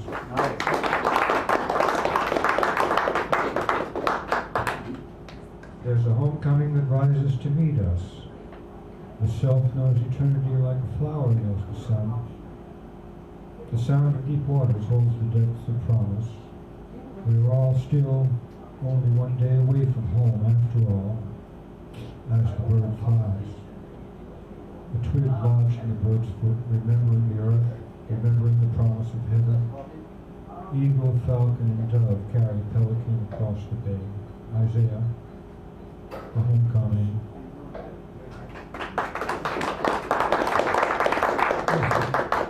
Something you might enjoy, of the heart. Clarion call, angel of the morning, clouds of glory, moon reflected in sea, dipstick, amenity, anointing, prestidigitation, Emerson, immersion, ascension, cooling and coalescing, the mothership. Sea level or higher, star threadbare, surreal voyager dreamship. Sailing with the Flying Dutchman, aging on to rippling uncharted waters of the heart, to the blare of coronets on some foggy San Francisco morning in a bygone year of many princes.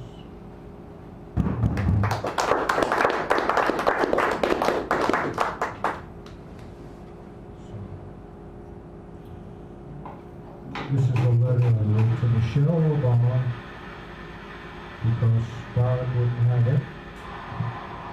Prior to the last election, I submitted it in a contest that was devoted to the up-in-arms scandal a few years ago about handguns. LBJ dog-eared, 4 basic freedoms, Michelle. We are free of fear, we are free of want, we are free to worship and free to speak. Freedoms from and freedoms to. The Patriot Act. Are we all terrorists now, rather than constituents? The Boston bombings. Just how many of these acts of terror has the Patriot Act prevented? And how about our national debt? Which is of greater honor, and who is greater, the House or he who created all things? Our outrage washed away, buried under the rubble of Hurricane Katrina, we pretend our voices still have some clout. Wisdom, however, is justified by all the children. King Charlemagne would be your forerunner here, I suggest. I suggest a new model, more in keeping with the mind of our Creator, another worldview can emerge. Civil liberties gone, the prophetic voice snuffed out, kept locked behind airtight corporate bank vaults. We live our lives a tale that's been told, restoration without innovation, gesture without movement. Charge them that are rich in this world, that they be not high-minded, nor trust in uncertain riches, but in the living God, who gives us richly all things to enjoy. That they do good, that they be rich in good works, ready to distribute, willing to communicate, laying up for themselves a good foundation against the time to come, that they may lay hold on eternal life.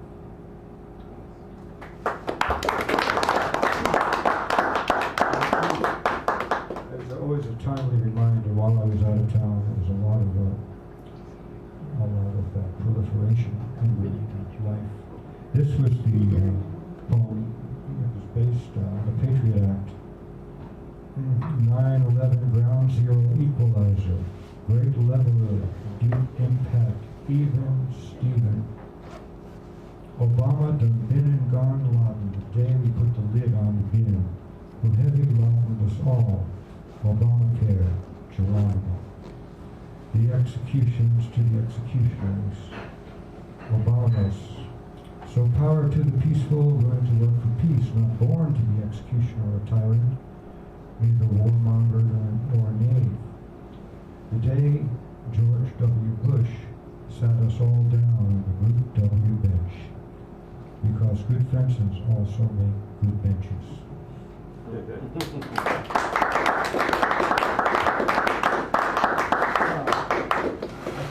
I think I might be a little late for political unrest, but what the hell? It's never too late. Never too late. No. Yeah, where there's life, there's hope. Amen. Yes. Where there's life, there's dope.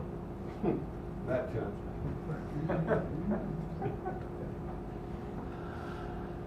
Either way, you wake up with yourself.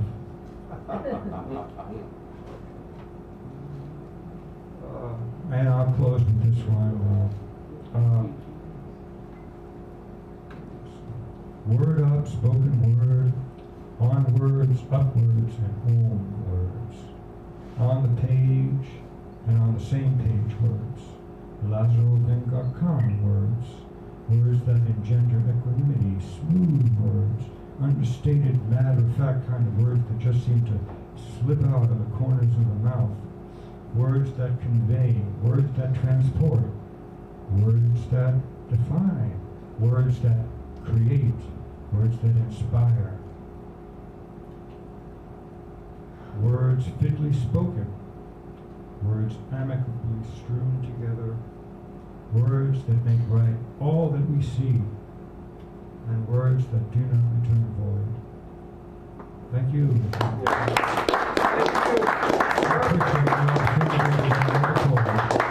Herb Barkley, ladies and gentlemen. Nice to meet you. All right, thank you so much. This brings us to the part of the evening where we give away all those wonderful things that have been given to me to give away. All the things that are brought to me with your mind in mind. So, we have a copy of Herbace, and is anybody we know in here? I'm in there. Clara Sue's in here. There's a interview. An interview. And some poems. And some, oh good, so we got, it says, there it is. Okay. The mini feature, of course, Piero della Francesca. Look at these photos. That's not a photo. So Oh my beautiful. God. So, some That's beautiful me on the right. works of art on the wall. Lucy Legram, Tasteless Truths. She was here last week from London. And then, of course, Ernest Hemingway, A Life Story, and Seeds of Change. And, of course, I said this, the mini feature, of course. So they're all up here. And if you signed in, you have a number next to your name, and these cards have numbers. And the kind gentleman to my left is going to shuffle them one last time. And then, of course, if you like whichever one of these fabulous prizes, you may have that. Thank you so much. And a drum roll, please. Or tongue wag, or whichever it is. 9. She returns, she wins. That's it. It's a message. I always try to figure out what they're going to pick before they pick it. There's a little, Which? it's right here. Oh, these 3 and those 2. Mini feature in that book. She was here reading last Yeah, she was week. here last week. And that's, of course, the mini feature if you want to come back next week and have a nice segment of time up. Oh, I get it. You can do a feature. Yes, or take one of these fine, fabulous prizes. Sorry, I'm a Libra. It's okay. Yeah, you can't tell that each piece or your character. Yes, it does. Yes, it Whole does. book. There we go. All right, drum roll, please. Drum roll number 2. Oh, look at this. Jack O'Neill, number 9. Number 9. 9 and 9.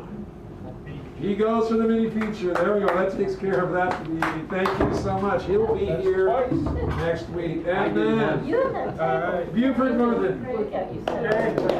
Another winner already. We have 1, 2, 3. We have 4 winners yet to go. And there's the Maggie Meyer contest information in case you need that. The table has been in twice. And then you have these 3 also if you want to select from those. Okay. Maybe we should muzzle them. Because Jack O'Neill's name here before I forget. All right, take this. He takes that. All right. And here we go for three following. Remember, you got Ernest Hemingway, a life story. I am Ernest Hemingway. This is light reading. Garrett Murphy. There we go. Seems to change. Piero della Francesca, and of course Ernest Hemingway, a life story. Look at the sly look of this guy. You ever hear a video of him? I've never heard a video of him. It's the most disappointing thing in the world. He sounds like a New York gangster. And he's got this high little voice. You know, it's It just sounds like the expression. I had a crush on him all my life until I saw the video. Until you heard his voice. That's like Bukowski. Bukowski had this weird voice. Crush on Hemingway. He takes that seeds of change and Chris. I'll get the art book. I told you I was going to win it. The art book it is, and now Ernest Hemingway is on the chopping block, figuratively speaking. Karen Huff. She was smiling at me like a little card. She goes for Ernest. Okay, Papa, come on. But is she Ernest? All right, I just want to let you know that next week, Neely Tchaikovsky is going to be the feature here. So if you know this man, he's well known. You'll be here, and you'll be here, and I will be here. It'll be another fabulous Wednesday night. So if you've enjoyed yourself, clap yourself on the back. Shake your friend's hands. Give yourself a round of applause. And we will see you same time, same bat station, same bat channel. Thank you so much. Yeah, Ora was disappointed that you weren't here with the car, and I said, well, he was on the bus.